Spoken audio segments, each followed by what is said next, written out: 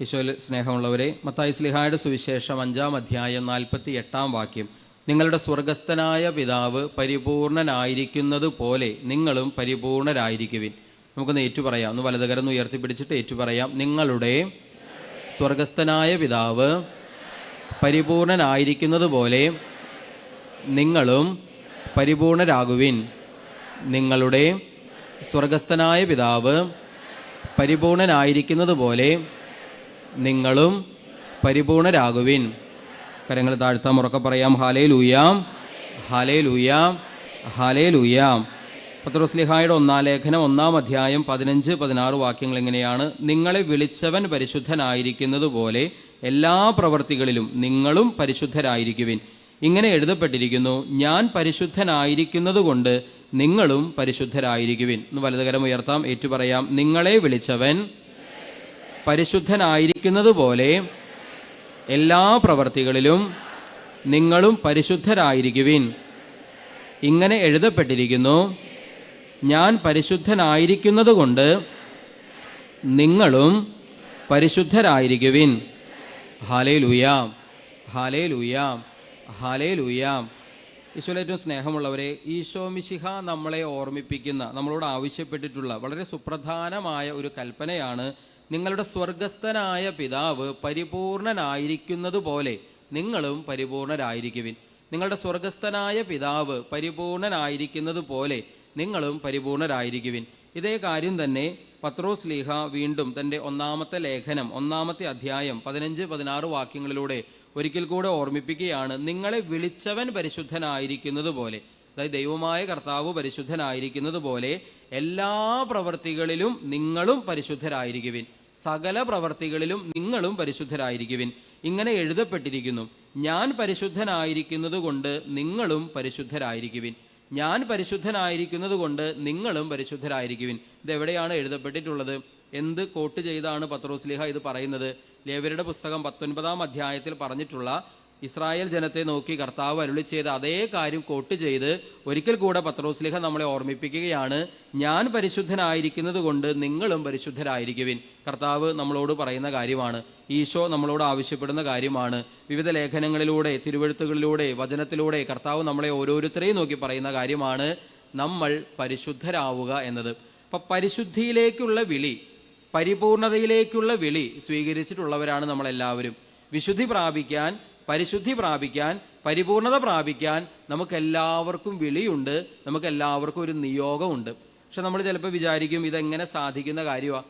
ദൈവപിതാവിനെ പോലെ പരിപൂർണരാവുക, ദൈവപിതാവിനെ പോലെ പരിശുദ്ധരാവുക, ഇതൊക്കെ സാധിക്കുന്ന കാര്യമാണോ? നമുക്ക് സ്വാഭാവികമായും സംശയം തോന്നും. പ്രിയപ്പെട്ടവരെ, പരിശുദ്ധി പ്രാപിക്കാൻ ജീവിതം കൊണ്ട് പരിശ്രമിച്ച വ്യക്തികൾ, ദൈവകൽപ്പനകൾ പാലിച്ച്, പ്രത്യേകിച്ച് സുവിശേഷം ജീവിച്ച് അതിൽ വിജയിച്ച് സ്വർഗത്തിൽ എത്തിച്ചേർന്നവർ, അവരെ നമ്മൾ വിശുദ്ധരെന്നാണ് വിളിക്കുക. സ്വർഗത്തിൽ എത്തിച്ചേർന്നവരെ നമ്മൾ വിശുദ്ധരെന്നാണ് വിളിക്കുക.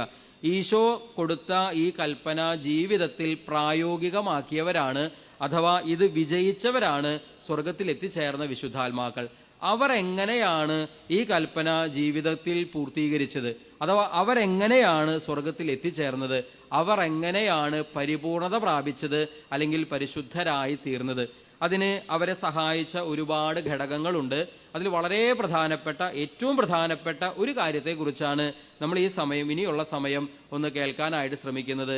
അത് പരിശുദ്ധ അമ്മ വിശുദ്ധരുടെ ജീവിതത്തിൽ അവരെ സഹായിച്ച വിധം, വിശുദ്ധി പ്രാപിക്കാനും വിശുദ്ധിയിൽ ജീവിക്കാനും വിശുദ്ധരായി വളരാനും സ്വർഗത്തിൽ എത്തിച്ചേരാനും വിശുദ്ധാത്മാക്കളെ പരിശുദ്ധ അമ്മ എങ്ങനെ കൈപിടിച്ച് സഹായിച്ചു, എങ്ങനെ അവരോടൊപ്പം നടന്നു, എങ്ങനെയാണ് അവരുടെ ജീവിതത്തിൽ പരിശുദ്ധ അമ്മയുടെ സഹായം സ്വീകരിച്ച് ഇവർ വിശുദ്ധരായിട്ട് തീർന്നത്, ഇത് നമ്മളൊന്ന് മനസ്സിലാക്കാനായിട്ട് ശ്രമിക്കുകയാണ്.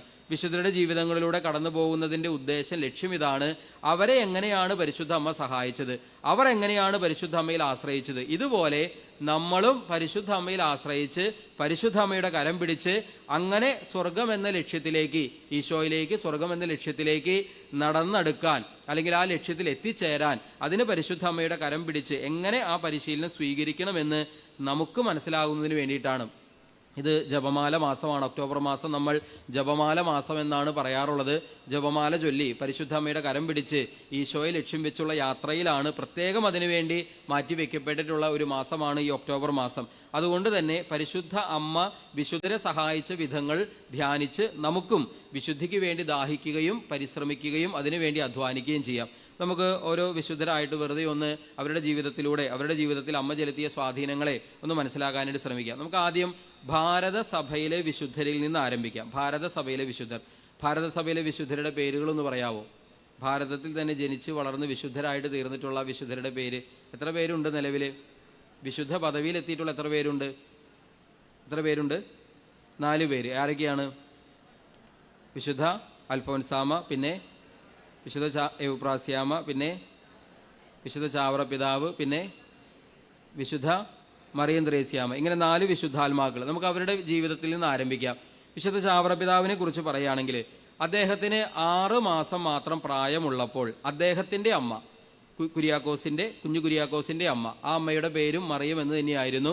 ഈ അമ്മ വെച്ചൂർ പള്ളിയിൽ പോയി കുഞ്ഞു കുര്യാക്കോസിനെ അവിടെ മാതാവിന് അടിമ വെക്കുന്നൊരു രീതി, ഒരു പ്രാർത്ഥനാ രീതി ഉണ്ടായിരുന്നു. ആ രീതി അനുസരിച്ച് കുഞ്ഞു കുര്യാക്കോസിനെ വെച്ചൂർ പള്ളിയിൽ കൊണ്ടുപോയി അടിമ വയ്ക്കുകയാണ്. അങ്ങനെ അടിമ വയ്ക്കുന്ന സമയത്ത് അവിടുത്തെ അച്ഛൻ, ഈ സമയത്ത് അവിടെ ഉണ്ടായിരുന്ന അച്ഛൻ വൈദികൻ ഈ അമ്മയോട് പറയുന്നുണ്ട്, മോളെ, ഈ നിമിഷം തൊട്ട് നീയല്ല ഇവന്റെ അമ്മ, കന്യകാമറിയമാണ് ഇവന്റെ അമ്മ. ഇതെപ്പോഴും ഓർമ്മപ്പെടുത്തി നീ ഇവനെ പരിശീലിപ്പിച്ച് വളർത്തണം. ഇനി മുതൽ നീയല്ല ഇവന്റെ അമ്മ, പരിശുദ്ധ കന്യകാമറിയമാണ് ഇവന്റെ അമ്മ. ഇത് എപ്പോഴും ഓർമ്മപ്പെടുത്തി നീ ഇവനെ പരിശീലിപ്പിച്ച് വളർത്തണം.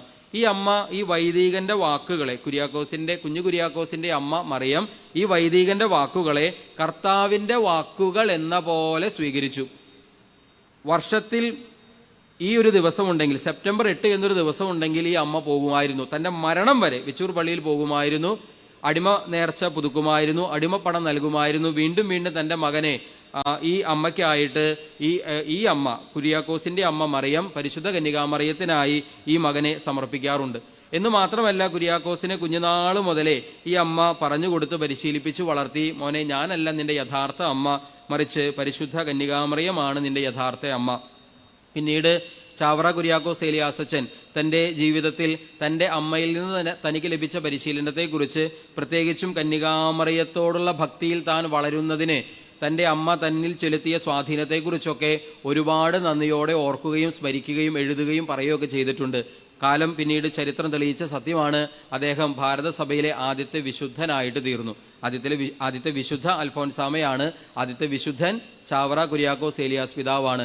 വിശുദ്ധ ചാവറ പിതാവിന് വഴി നടത്തുന്നതിൽ, മഹാവിശുദ്ധിയിലേക്ക് അദ്ദേഹത്തെ എത്തിക്കുന്നതിൽ, പ്രത്യേകിച്ചും ഭാരതത്തിലെ തന്നെ ഏറ്റവും ആദ്യത്തെ ഏതദ്ദേശീയ സന്യാസ സഭകളായ പുരുഷന്മാർക്ക് വേണ്ടി CMI സന്യാസ സഭയും സ്ത്രീകൾക്ക് വേണ്ടി CMC സന്യാസിനി സഭയും ആരംഭിച്ച വിശുദ്ധ ചാവറ പിതാവ്, കൺകണ്ട നന്മകളൊക്കെ ഈ നാട്ടിൽ, ഈ ഭൂമിയിൽ നിർവഹിച്ച ചാവറ പിതാവ്, അദ്ദേഹത്തിൻ്റെ വിശുദ്ധിക്ക് പുറകിൽ ഈ അമ്മ സഹായിച്ച വിധങ്ങളെക്കുറിച്ച്, അമ്മ കൈപിടിച്ച് നടത്തിയതിനെക്കുറിച്ച്, കന്യാമറിയം എങ്ങനെയെല്ലാം പരിശീലിപ്പിച്ചതിനെക്കുറിച്ചൊക്കെ വളരെ നന്ദിയോടും സ്നേഹത്തോടും കൂടെ അദ്ദേഹം വിവരിക്കുന്നത് നമുക്ക് മനസ്സിലാക്കാൻ സാധിക്കും. ഉറക്കെ പറഞ്ഞേ ഹാലേലൂയാം.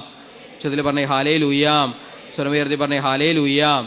രണ്ടാമതായി ഭാരതത്തിലെ ആദ്യത്തെ വിശുദ്ധയായിരിക്കുന്ന വിശുദ്ധ അൽഫോൻസാമ എന്ന വാക്ക്, ആ പേര് കേൾക്കുമ്പോൾ തന്നെ മനസ്സിൽ തെളിയാൻ സാധ്യതയുള്ള ഒരു പദം അല്ലെങ്കിൽ ഒരു ചിത്രം സഹനപുത്രി എന്ന ഒരു വാക്കായിരിക്കും. കാരണം അൽഫോൻസാമ എന്ന പേരിനോട് ചേർത്ത് എപ്പോഴും നമ്മൾ പറയാറുള്ളൊരു വാക്കാണ്, ഒരു പദമാണ് സഹനപുത്രിയായ അൽഫോൻസാമ. ഒത്തിരി സഹനത്തിലൂടെ, വേദനകളിലൂടെ, യാതനകളിലൂടെ കടന്നുപോയിട്ടുള്ള ഒരു മഹാത്മാവാണ്, മഹാവിശുദ്ധയാണ് അൽഫോൻസാമയുടെ ജീവിതത്തിൽ കന്യകാമറിയം ചെലുത്തിയിട്ടുള്ള സ്വാധീനം അതെത്ര വലുതാണ് എന്ന് മനസ്സിലാകണമെങ്കിൽ അൽഫോൻസാമ പറയുന്ന ഒരേ ഒരു വാചകം നമ്മളൊന്ന് ധ്യാനിച്ചാൽ മതി. അൽഫോൻസാമ പറയുന്നത് ഇങ്ങനെയാണ്: എൻ്റെ സഹനത്തിലും, എൻ്റെ ദുഃഖത്തിലും, എൻ്റെ വേദനയിലും, എൻ്റെ കണ്ണുനീരിലും, എൻ്റെ അരക്ഷിതാവസ്ഥകളിലും എനിക്ക് എന്നും എപ്പോഴും തുണയായി, സഹായമായി ഉണ്ടായിരുന്നത് കുരിശിൻ ചുവട്ടിലെ ആ സ്ത്രീയാണ്, പരിശുദ്ധ കന്യകാമറിയമാണ്. എൻ്റെ സങ്കടത്തിലും, എൻ്റെ ദുഃഖത്തിലും, എൻ്റെ വേദനയിലും, എൻ്റെ കണ്ണുനീരിലും, എൻ്റെ അരക്ഷിതാവസ്ഥകളിലും എനിക്ക് എന്നും എപ്പോഴും സഹായമായി, തുണയായി, സംരക്ഷണമായി, ആശ്വാസമായി, സമാധാനമായി ഉണ്ടായിരുന്നത് കുരിശിൻ ചുവട്ടിലെ ആ സ്ത്രീയാണ്, പരിശുദ്ധ കന്യകാമറിയമാണ്. ഇന്ന് ആ പുണ്യാത്മാവ് ഭാരതസഭയിലെ ആദ്യ വിശുദ്ധയായി തിരുസഭയിൽ വിരാജിക്കപ്പെടുമ്പോൾ, വണങ്ങപ്പെടുമ്പോൾ നമ്മൾ തിരിച്ചറിയണം, ഈ അമ്മയെ പരിശീലിപ്പിക്കാൻ കന്യകാമറിയം എന്തുമാത്രം ആഴമായ സ്വാധീനമാണ് കന്യകാമറിയം ഈ അമ്മയുടെ ജീവിതത്തിൽ ചെലുത്തിയിട്ടുള്ളത് എന്ന് ഏറെ നന്ദിയോടെ അൽഫോൻസാമ സ്മരിക്കുന്നൊരു കാര്യമാണ്. ഉറക്കെ പറഞ്ഞേ ഹാലേലൂയാം. വലതുകരം ഉയർത്തി ഹാലേലൂയാം, രണ്ട് കരങ്ങൾ ഉയർത്തി ഹാലേലൂയാം, കരങ്ങൾ വീശിക്കൊണ്ട് ഹാലേലൂയാം, ഹാലേലൂയാം, ഹാലേലൂയാം. ഇനി മൂന്നാമതായി വിശുദ്ധ എവുപ്രാസ്യാമ. എവുപ്രാസ്യാമയുടെ ജീവിതം പരിശോധിക്കുമ്പോൾ നമുക്ക് വിവരിച്ചാൽ മനസ്സിലാകാത്ത, നമ്മുടെ ബുദ്ധിക്ക് മനസ്സിലാകാത്ത വിധത്തിലുള്ള ആത്മീയ അനുഭവങ്ങൾ ധാരാളം ഉണ്ടായിട്ടുള്ളൊരു വിശുദ്ധയാണ് എവുപ്രാസ്യാമ. പ്രത്യേകിച്ചും പിശാചിന്റെ ഉപദ്രവങ്ങൾ ഒരുപാട് നേരിടേണ്ടി വന്ന ഒരു വിശുദ്ധയാണ് എവുപ്രാസ്യാമ. പിശാചിന്റെ ഉപദ്രവങ്ങൾ നമ്മളും നേരിടാറുണ്ടല്ലോ, നമ്മൾ നേരിടാറുണ്ട്. പക്ഷെ നമ്മൾ നേരിടാറുള്ള ഉപദ്രവം സാധാരണ ഉപദ്രവമാണ്. സാധാരണ ഉപദ്രവം എന്ന് പറഞ്ഞാൽ എന്താണ്? അത് പ്രലോഭനങ്ങളാണ്. മനുഷ്യനാണോ മരിക്കും വരെ പിശാചിൽ നിന്ന് നമ്മൾ നേരിടേണ്ടി വരുന്ന ഒരു ഉപദ്രവമുണ്ട്. ആ ഉപദ്രവത്തിന്റെ പേരാണ് പ്രലോഭനങ്ങൾ. മരണം വരെ നമ്മൾ നേരിട്ടേ പറ്റൂ. നമ്മളൊക്കെ നേരിട്ടിട്ടുള്ളത് അങ്ങനെ ഒരു ഉപദ്രവമാണ്. പിശാചിന്റെ തനി രൂപം, തനിക്കോലം നമ്മൾ കണ്ടിട്ടില്ല. ശരിക്കുള്ള രൂപം എന്ന് പറഞ്ഞാൽ പിശാചിന് രൂപമില്ല, അരൂപിയാണ്.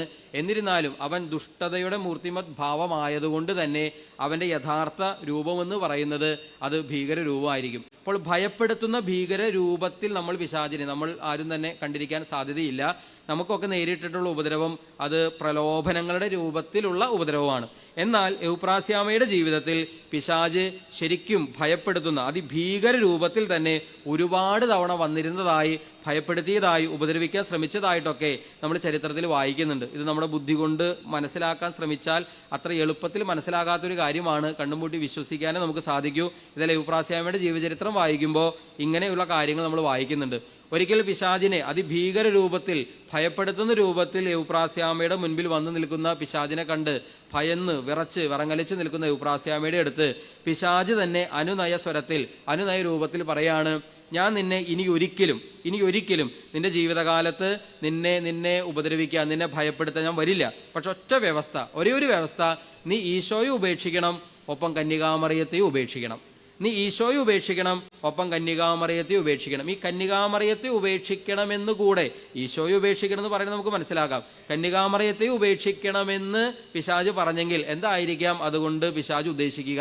കന്യകാമറിയത്തിന്റെ കരം പിടിച്ച ഒരു വ്യക്തിയെ കീഴ്പ്പെടുത്തുക, തോൽപ്പിക്കുക, പാപത്തിലേക്ക് നയിക്കുക സാധ്യമല്ല എന്ന് മറ്റാരേക്കാളും നന്നായി പിശാചിനറിയാം. അതുകൊണ്ട് തന്നെ പിശാച് പറയുന്ന വാക്കുകൾ, ഇത് എവുപ്രാസ്യാമ എഴുതി വെച്ചിട്ടുള്ളതാണ്. അതായത്, നീ ഈശോയെയും കന്യകാമറിയത്തെയും ഉപേക്ഷിച്ചാൽ നിന്റെ ജീവിതകാലത്ത് ഒരിക്കലും നിന്നെ ഉപദ്രവിക്കാൻ ഞാൻ വരില്ല. എൻ്റെ അർത്ഥം ഇതാണ്, മറിയത്തിന്റെ കൈകളിൽ നിന്ന് കൈ വിട്ടുകഴിഞ്ഞാൽ, അല്ലെങ്കിൽ മറിയത്തിന്റെ കരം പിടിച്ചിരിക്കുന്ന ഒരു വ്യക്തിയെ ഉപദ്രവിച്ച് തോൽപ്പിക്കാൻ ഒരിക്കലും പിശാചിന് സാധ്യമല്ല എന്ന് പിശാചിന് തന്നെ അറിയാം. അതുകൊണ്ടാണ് മറിയത്തെ കൂടെ ഉപേക്ഷിക്കാനായിട്ട് എവുപ്രാസ്യാമയോട് പറയുന്നത്. എന്നാൽ എവുപ്രാസ്യാമ ഈശോയുടെ ക്രൂശിത രൂപവും കന്യകാമറിയത്തിന്റെ തിരുസ്വരൂപവും ഒക്കെ മുറുകെ പിടിച്ചുകൊണ്ട് ആ പ്രലോഭനത്തെ അതിജീവിക്കുകയാണ്. ഉറക്കെ പറഞ്ഞേ ഹാലേലൂയാം. ചുതിൽ പറഞ്ഞേ ഹാലേലൂയാം. സ്വരമേർത്തി പറഞ്ഞേ ഹാലേലൂയാം, ഹാലേലൂയാം, ഹാലേലൂയാം.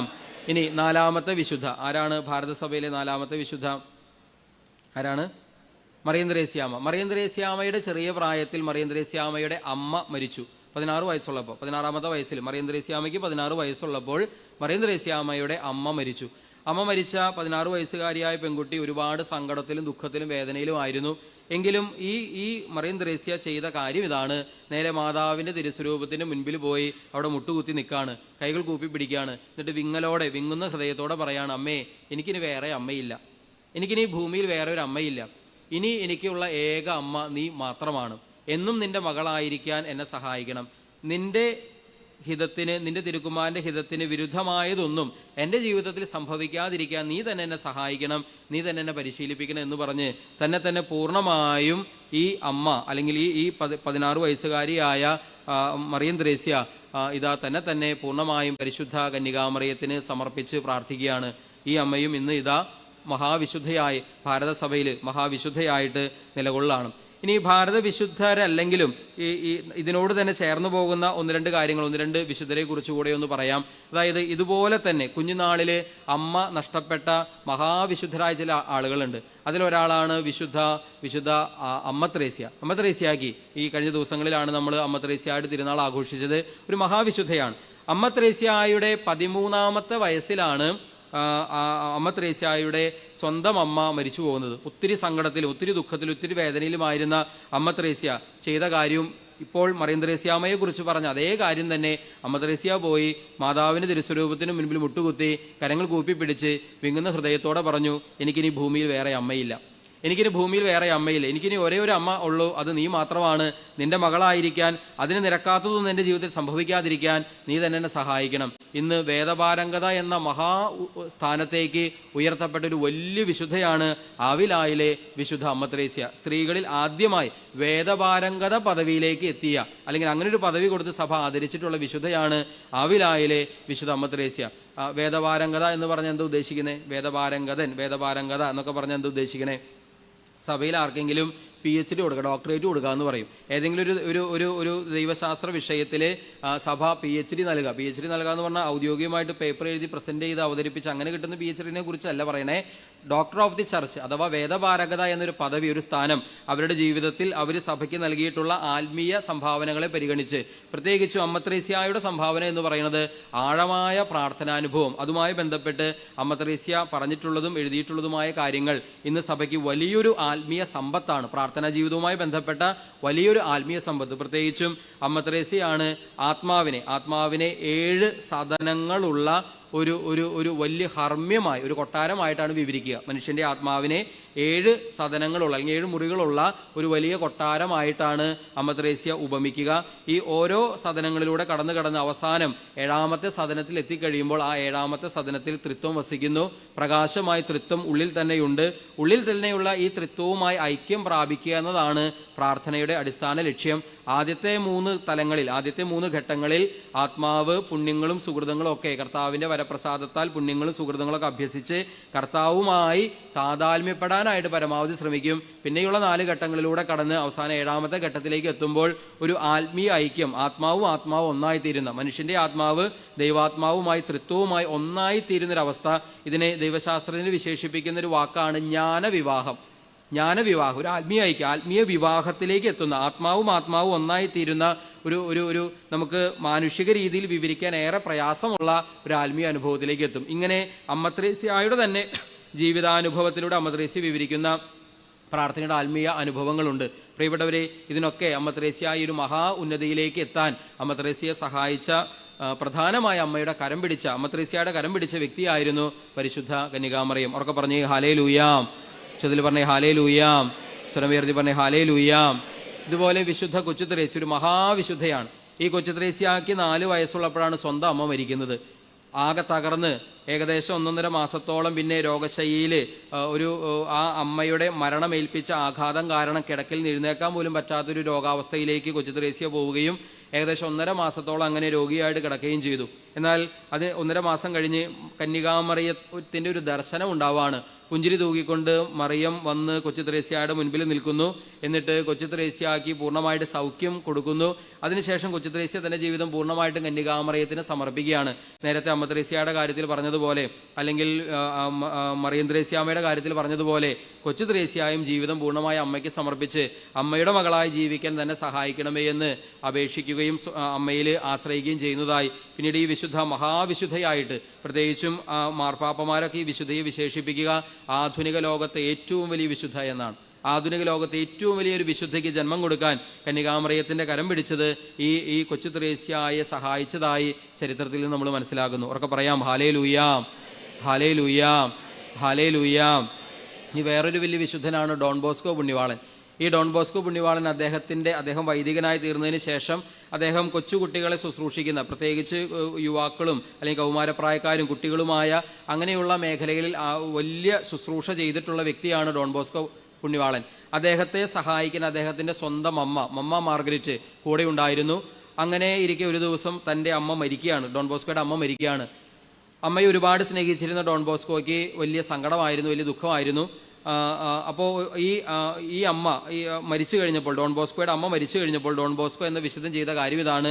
കന്യകാമറിയത്തിന്റെ തിരുസ്വരൂപത്തിന് മുൻപിൽ മുട്ടുകുത്തി കരങ്ങൾ കൂപ്പി പറയാണ്, അമ്മ, എനിക്കും എൻ്റെ കുട്ടികൾക്കും ഇനി വേറെ അമ്മയില്ല. എനിക്കും ഞാൻ നോക്കിക്കൊണ്ടിരിക്കുന്ന ഈ കുഞ്ഞുങ്ങൾക്കും ഇനി വേറെ അമ്മയില്ല.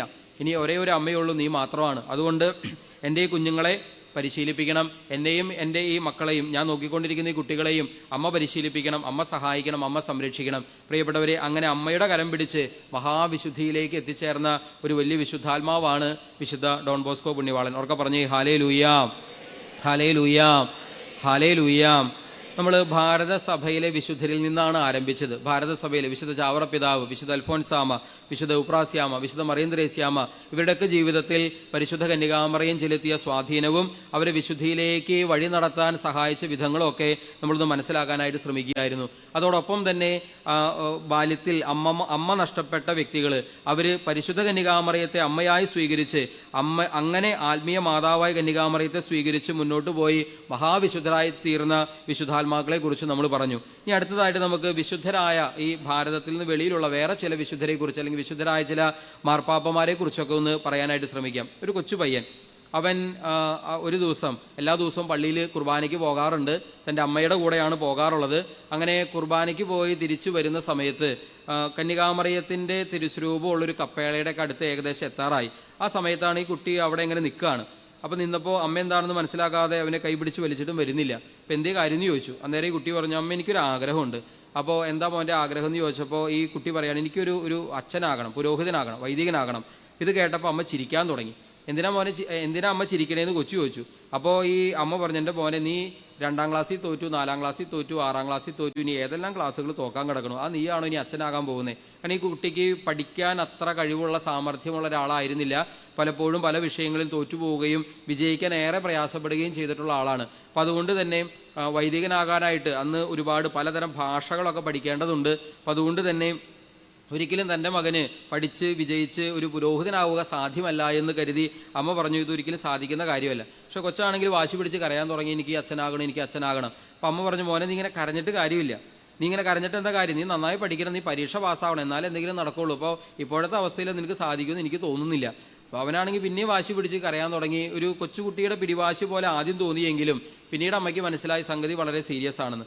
അതുകൊണ്ട് തന്നെ അമ്മ കൊച്ചിനെ ആശ്വസിപ്പിച്ചിട്ട് പറഞ്ഞു, മോനെ നീ അച്ഛനാകുന്നത്, വൈദികനാകുന്നത് ഈ അമ്മയ്ക്ക് ഒത്തിരി സന്തോഷമുള്ള കാര്യമോ, പക്ഷെ അതിന് നിന്നെ സഹായിക്കാൻ ഞാൻ വിചാരിച്ചാൽ നടക്കില്ല. നീ ഒരു കാര്യം ചെയ്യ്, ഈശോയുടെ അമ്മയോട് പറ. എന്നിട്ട് ആ കപ്പേളയിലുള്ള തിരുസ്വരൂപം ചൂണ്ടിക്കാണിച്ചിട്ട് പറഞ്ഞതാ, ഈ അമ്മയോട്, ഈശോയുടെ അമ്മയോട് പറ, അമ്മ നിന്നെ സഹായിച്ചാൽ തീർച്ചയായിട്ടും നിനക്ക് പരീക്ഷയിലൊക്കെ വിജയിക്കാൻ പറ്റും. അപ്പോൾ തൻ്റെ അമ്മയുടെ വാക്കുകളെ ഈ മകൻ അത് വിശ്വസിച്ചു. അമ്മ പറയണത് കർത്താവിൻ്റെ വാക്കുപോലെ വിശ്വസിച്ചു. അമ്മ പിന്നെ വീട്ടിലേക്കല്ല കൊച്ചിനെയും കൊണ്ട് പോയത്, നേരെ പള്ളിയിലേക്ക് തന്നെ തിരിച്ചു നടന്നു. അവിടെ ചെന്നൊരു ജപമാല മേടിച്ച് അച്ഛനെ കൊണ്ട്, വികാരിയച്ഛനെ കൊണ്ട് വെഞ്ചരിപ്പിച്ച് അത് കുഞ്ഞിൻ്റെ കയ്യിൽ കൊടുത്തിട്ട് പറഞ്ഞു, എന്നും ജപമാല ചൊല്ലി പ്രാർത്ഥിക്കും, എന്നും ജപമാല ചൊല്ലി പ്രാർത്ഥിക്കും, നിന്നെ പരിശുദ്ധ അമ്മ സഹായിക്കും. അമ്മയുടെ വാക്കുകൾ കർത്താവിൻ്റെ വാക്കുകൾ പോലെ സ്വീകരിച്ച് ഈ മകൻ ജപമാല ചൊല്ലി പ്രാർത്ഥിക്കാൻ തുടങ്ങി. അങ്ങനെ പ്രാർത്ഥിച്ച് അവസാനം പതുക്കെ പരീക്ഷകളൊക്കെ ജയിക്കാൻ തുടങ്ങി. വലിയ മാർക്കൊന്നുമില്ല, എങ്കിലും പരീക്ഷ ഒരിക്കലും തോക്കുന്നില്ല, ജയിച്ചു പോയി. അങ്ങനെ അദ്ദേഹത്തിൻ്റെ പ്രാഥമികമായ വിദ്യാഭ്യാസമൊക്കെ കഴിഞ്ഞ് സെമിനാരിൽ ചേരാൻ സാധിച്ചു. സെമിനാരിലാണെങ്കിൽ അങ്ങനെ വലിയ അറിവുള്ള അല്ലെങ്കിൽ വലിയ പാണ്ഡിത്യമുള്ള ആളൊന്നുമല്ല, അങ്ങനെ വലിയ മിടുക്കനുമല്ല, ഒരു സാധാരണ സെമിനാരി വിദ്യാർത്ഥി, ഒരു സാധാരണക്കാരൻ. പക്ഷെ പരീക്ഷ തോൽക്കുന്നില്ല, വലിയ കുഴപ്പമില്ലാതെ തരക്കേടില്ലാത്ത വിധം ഒരു ആവറേജ് വിദ്യാർത്ഥിയായിട്ട് മുന്നോട്ട് പോയി. അങ്ങനെ വർഷങ്ങൾ ഓരോന്ന് കടന്നു പോയി. അവസാനം അദ്ദേഹത്തിൻ്റെ സ്വപ്നം സാക്ഷാത്കരിക്കപ്പെട്ടു. അദ്ദേഹം ഒരു പുരോഹിതനായിട്ട് തീരാണ്. പക്ഷെ അദ്ദേഹത്തിൻ്റെ യാത്ര അവിടെയും അവസാനിക്കുന്നില്ല, യാത്ര തുടരാണ്. അദ്ദേഹം പിന്നീട് മെത്രാനായി തീർന്നു, പിന്നീട് മെത്രാപോലിത്തയായി തീർന്നു, പിന്നീട് കർദിനാളായിട്ട് തീർന്നു. അവസാനം കത്തോലിക്ക തിരുസഭയുടെ പരമാധ്യക്ഷ പദവിയായ മാർപ്പാപ്പ സ്ഥാനം വരെ ഈ പുണ്യാത്മാവ് എത്തിച്ചേർന്നു. ആരാണെന്നറിയാവോ ഈ വിശുദ്ധനായ പാപ്പ? കത്തോലിക്ക തിരുസഭയുടെ ചരിത്രഗതി തന്നെ രണ്ടായി പകുത്ത 2ാം വത്തിക്കാൻ കൗൺസിൽ വിളിച്ചുകൂട്ടിയ വിശുദ്ധ ജോൺ 23ാമൻ മാർപ്പാപ്പയുടെ ജീവിതമാണ് ഞാൻ നിങ്ങളോട് പറഞ്ഞത്. അദ്ദേഹത്തിൻ്റെ ജീവിതത്തിൽ കന്യകാമറിയമാണ് അദ്ദേഹത്തെ സഹായിച്ചതെന്നും ഈ വലിയ യാത്രയിൽ തൻ്റെ കൂടെ എപ്പോഴും ഉണ്ടായിരുന്നത് കന്യകാമറിയമാണ് എന്ന് ഏറെ നന്ദിയോടെ അദ്ദേഹം സ്മരിക്കുന്ന ഒരു കാര്യമാണ്. ഉറക്കെ പറഞ്ഞേ ഹാലേ ലൂയാം, ചതിൽ പറഞ്ഞേ ഹാലേ ലൂയാം, സ്വരമുയർത്തി പറഞ്ഞേ ഹാലേ ലൂയാം, ഹാലേ ലൂയാം, ഹാലേ ലൂയാം. ഇതുപോലെ ജോസഫ് സാർത്തോ എന്ന് പേരുള്ള ഒരു പയ്യൻ, അവനാണെങ്കിൽ സെമിനാരി ചേർന്ന് പഠിക്കാൻ നല്ല ആഗ്രഹമുണ്ട്. പക്ഷെ അവൻ്റെ സാമ്പത്തിക സ്ഥിതി അന്നാണെങ്കിൽ നല്ല ചിലവുള്ളൊരു കാര്യമാണ്. ഒത്തിരി വർഷങ്ങൾ പഠിക്കാനും പഠനച്ചെലവ് വളരെ കൂടുതലാണ്. ആ ചെലവിനുള്ള പണം കണ്ടെത്താനുള്ള സാമ്പത്തിക സ്ഥിതി അവന് ഇല്ലായിരുന്നു. അതുകൊണ്ട് ഒത്തിരി സങ്കടപ്പെട്ട് ഭാരപ്പെട്ട് എന്നാൽ അവന് ഒരു പുരോഹിതനാകാനുള്ള ആഗ്രഹം, അടക്കാനാകാത്ത വിധം ആഗ്രഹമുണ്ട്. അപ്പോൾ അദ്ദേഹം ഇങ്ങനെ വിഷമിച്ച് കരയുമ്പോൾ ഒരു വൈദികൻ പറഞ്ഞു, മോനെ നീ ഒരു കാര്യം ചെയ്യ്, നീ കന്യകാമറിയത്തോട് പ്രാർത്ഥിക്കുക, കന്യകാമറിയം ഇടപെട്ടാൽ നിന്റെ ദൈവവിളിയിൽ അമ്മ നിന്നെ സഹായിക്കും. അങ്ങനെ ഇദ്ദേഹം ശക്തമായിട്ട് പരിശുദ്ധ കന്യകാമറിയത്തോട് പ്രാർത്ഥിക്കുകയാണ്. പ്രാർത്ഥിച്ച് ആ കൂട്ടത്തിൽ അദ്ദേഹത്തിന് കിട്ടിയൊരു പ്രേരണ, ആത്മാവിൻ്റെ ഒരു പ്രേരണ കിട്ടി. അങ്ങനെ സ്കോളർഷിപ്പിന് വേണ്ടി അപേക്ഷിക്കുന്നു. അത്ഭുതകരമായ വിധത്തിൽ അദ്ദേഹത്തിന് സ്കോളർഷിപ്പ്, അന്നത് അത്ര കിട്ടുക എളുപ്പമുള്ള കാര്യമൊന്നുമല്ല, അത്ഭുതകരമായ വിധത്തിൽ അദ്ദേഹത്തിന് സ്കോളർഷിപ്പ് കിട്ടുന്നു. അത് തൻ്റെ പരിശുദ്ധ കന്യകാമറിയം തന്നെ സഹായിച്ചതാണെന്ന് അദ്ദേഹത്തിന് നല്ല ബോധ്യം ഉണ്ടായിരുന്നു. അങ്ങനെ സെമിനാരി പരിശീലനം ഒരു ബുദ്ധിമുട്ടും ഇല്ലാതെ, സാമ്പത്തികമായ പ്രശ്നങ്ങളോ ബുദ്ധിമുട്ടുകളോ ഒന്നും ഇല്ലാതെ മുന്നോട്ട് പോകുന്നു. അവസാനം അദ്ദേഹം പരിശീലനമൊക്കെ പൂർത്തിയാക്കി ഒരു നല്ല വൈദികനായിട്ട് തീരാണ്. അദ്ദേഹത്തിൻ്റെ യാത്ര അവിടെ അവസാനിക്കുന്നില്ല. യാത്ര മുന്നോട്ട് പോയി. അദ്ദേഹം ഇതുപോലെ മെത്രാനും മെത്രാപോലിത്തയും കർദിനാളും ഒക്കെയായി മാറി. അവസാനം കത്തോലിക്കാ സഭയുടെ പരമാധ്യക്ഷ പദവിയായ മാർപ്പാപ്പ എന്ന സ്ഥാനത്തേക്ക് ഈ വിശുദ്ധാത്മാവും എത്തിച്ചേർക്കപ്പെട്ടു. ആരാണെന്നറിയാവോ ഈ വിശുദ്ധനായ പാപ്പ? വിശുദ്ധ 10-ാം പിയൂസ് മാർപ്പാപ്പയുടെ ജീവിതമാണ് ഞാൻ നിങ്ങളോട് പറഞ്ഞത്. ഇനി വേറൊരു സെമിനാരി വിദ്യാർത്ഥിയെ കുറിച്ച് പറയാം. അദ്ദേഹം നല്ല മിടുക്കനായ വിദ്യാർത്ഥിയാണ്. ഒത്തിരി കഴിവുണ്ട്, സാമർഥ്യമുണ്ട്, നന്നായി പഠിക്കാൻ കഴിവുണ്ട്. പക്ഷേ പ്രശ്നം ഇതാണ്, ഒരു രോഗമുണ്ട്, ചുഴലി രോഗം എന്ന് പറയും. ഈ രോഗം കാരണം ഇടയ്ക്ക് കുഴഞ്ഞ് താഴെ വീഴും. അങ്ങനെ വരുമ്പോൾ അദ്ദേഹത്തെ നല്ല ട്രീറ്റ്മെൻറ്റിന് വേണ്ടി വീട്ടിലേക്ക് വിടും. വീട്ടിൽ വന്ന് 2-3 മാസം ട്രീറ്റ്മെൻറ്റൊക്കെ കഴിഞ്ഞ് തിരിച്ച് സെമിനാരിലേക്ക് വരും. കുറച്ച് ദിവസം കഴിഞ്ഞ് വീണ്ടും രോഗം വരും, വീണ്ടും വീട്ടിലേക്ക് വിടും. ഇങ്ങനെ പല പ്രാവശ്യം ആയപ്പോൾ അധികാരികൾ വിചാരിച്ചു ഈ പയ്യന് അല്ലെങ്കിൽ ഈ സെമിനാരി വിദ്യാർത്ഥിക്ക് ദൈവവിളി ഇല്ലാത്തത് കൊണ്ടായിരിക്കും ഇങ്ങനെ സംഭവിക്കണേന്ന്. അങ്ങനെ അദ്ദേഹത്തെ പറഞ്ഞു വിടാൻ അധികാരികൾ തീരുമാനിക്കുകയാണ്. ഇതറിഞ്ഞ് ഒത്തിരി ഭാരപ്പെടാണ്, ഒത്തിരി സങ്കടപ്പെടാണ് ഇദ്ദേഹം. ആ സമയത്ത് ഒത്തിരി കരഞ്ഞ് വിഷമിച്ച് നിൽക്കുന്ന അദ്ദേഹത്തിൻ്റെ അടുത്ത് റെക്ടറച്ചൻ വന്ന് അദ്ദേഹത്തെ ആശ്വസിപ്പിച്ചിട്ട് പറഞ്ഞു, മോനെ, നീ നല്ല സ്വഭാവം, നല്ല പഠനം എല്ലാം ഉണ്ട്, എല്ലാ അർത്ഥത്തിലും നിന്നെ മുന്നോട്ട് പരിശീലനം തുടരണമെന്നാണ് ഞങ്ങളുടെ ആഗ്രഹം. പക്ഷേ നിർഭാഗ്യവശാൽ നിന്റെ ഈ രോഗവുമായിട്ട് നിന്നെ മുന്നോട്ട് പോയാൽ അതൊരു പക്ഷേ നിന്റെ ജീവൻ തന്നെ ആപത്തിലാകുമെന്ന് പേടിച്ചിട്ടാണ്. അതുകൊണ്ട് വേറെ നിവൃത്തിയില്ലാത്തതുകൊണ്ടാണ്. ഇത് കേട്ട് ഒത്തിരി സങ്കടത്തോടെ അദ്ദേഹം കരയുമ്പോൾ ഈ റെക്ടറച്ചൻ അദ്ദേഹത്തെ ആശ്വസിപ്പിച്ചിട്ട് പറയാണ്, ഈ സെമിനാരി വിദ്യാർത്ഥിയെ ആശ്വസിപ്പിച്ചിട്ട് പറയാണ്, മോനൊന്ന് പരിശുദ്ധ കന്യകാമറിയത്തോട് പ്രാർത്ഥിക്കും. അമ്മ വിചാരിച്ച നിന്റെ രോഗം മാറ്റാൻ, നിന്റെ ദൈവവിളിയിലെ തടസ്സങ്ങളൊക്കെ മാറ്റാൻ ഒരു പ്രയാസവും. നീ കന്യകാമറിയത്തോട് പ്രാർത്ഥിക്കുക. നാളിതുവരെ പ്രാർത്ഥിച്ചിട്ടുള്ള ആൾ തന്നെയാണ്. എന്നിരുന്നാലും റെക്ടറച്ചൻ പറഞ്ഞതുകൊണ്ട് കൂടുതലായി റെക്ടറച്ചൻ കൊടുത്ത ജപമാല തന്നെ ഉപയോഗിച്ച് കൂടുതലായി ശക്തമായിട്ട് ജപമാല ചൊല്ലി പ്രാർത്ഥിക്കാൻ തുടങ്ങി. പ്രാർത്ഥിച്ച് ചരിത്രത്തിൽ നമ്മൾ വായിക്കുന്നത് ഇങ്ങനെയാണ്, ഒരു ദിവസം കന്യകാമറിയം ഉണ്ണീശോയോടൊപ്പം പ്രത്യക്ഷപ്പെട്ടുവെന്നും എന്നേക്കുമായിട്ട് രോഗം എടുത്തു മാറ്റിയെന്നുമാണ്. അദ്ദേഹം പിന്നീട് മിടുക്കനായിട്ട് പഠിച്ചു, എല്ലാറ്റിലും ഏറ്റവും ടോപ്പ് മാർക്കോട് കൂടെ തന്നെ പാസ്സായി. അദ്ദേഹം അവസാനം വൈദികനായി, മെത്രാപോലിത്തയായി, കർദിനാളായി, അവസാനം കത്തോലിക്ക തിരുസഭയുടെ അധ്യക്ഷ പദവിയായ മാർപ്പാപ്പ സ്ഥാനത്തേക്ക് ഈ ആരോഗ്യമില്ലാതിരുന്ന അല്ലെങ്കിൽ രോഗിയായിരുന്ന ആ സെമിനാരി വിദ്യാർത്ഥി അവസാനം ഇതാ മാർപ്പാപ്പ സ്ഥാനം വരെയും അദ്ദേഹം എത്തിച്ചേരുകയാണ്. ആരാണെന്നറിയാവോ ഈ വിശുദ്ധനായ പാപ്പ? കത്തോലിക്ക തിരുസഭയെ ഏറ്റവും അധികം നാളുകൾ ഭരിച്ചിട്ടുള്ള, പത്രോസ്ലീഹ കഴിഞ്ഞാൽ പിന്നെ കത്തോലിക്ക തിരുസഭയെ ഏറ്റവും അധികം നാളുകൾ ഭരിച്ചിട്ടുള്ള മാർപ്പാപ്പ ആരാണെന്നറിയാവോ? 9-ാം പിയൂസ് മാർപ്പാപ്പ. ഈ 9-ാം പിയൂസ് മാർപ്പാപ്പയ്ക്ക് കന്യകാമറിയത്തോടുള്ള ഭക്തി അറിയണമെങ്കിൽ ഒറ്റ കാര്യം ചിന്തിച്ചാൽ മതി. അദ്ദേഹം പറയുന്ന ഒരേ ഒരു വാചകം ചിന്തിച്ചാൽ മതി. അദ്ദേഹം പറയുന്നത് ഇങ്ങനെയാണ്, നിങ്ങൾ വത്തിക്കാൻ കൊട്ടാരം മുഴുവനും പരിശോധിച്ചോ, ജപമാലയേക്കാൾ അമൂല്യമായ ഒരു നിധി നിങ്ങൾക്ക് അവിടെ കണ്ടെത്തുക സാധ്യമല്ല. ജപമാലയേക്കാൾ അമൂല്യമായ ഒരു നിധി നിങ്ങൾക്ക് അവിടെ കണ്ടെത്തുക സാധ്യമല്ല. അത്ര വലിയ മരിയ ഭക്തൻ, അത്ര വലിയ ജപമാല ഭക്തനായിരുന്നു ഈ മാർപ്പാപ്പ. ഉറക്കെ പറഞ്ഞേ ഹല്ലേലൂയാ. ഉച്ചത്തിൽ പറഞ്ഞേ ഹല്ലേലൂയാ. സർവ്വയർത്തി പറഞ്ഞേ ഹല്ലേലൂയാ. ഇനി വേറൊരാളെ കുറിച്ച് പറയാം. ഒരു കൊച്ചു പയ്യൻ, അദ്ദേഹത്തിൻ്റെ ഓമനപ്പേര് ലോലക് എന്നായിരുന്നു. ശരിക്കുള്ള പേരല്ല, ഓമനപ്പേരാണ് ലോലക്.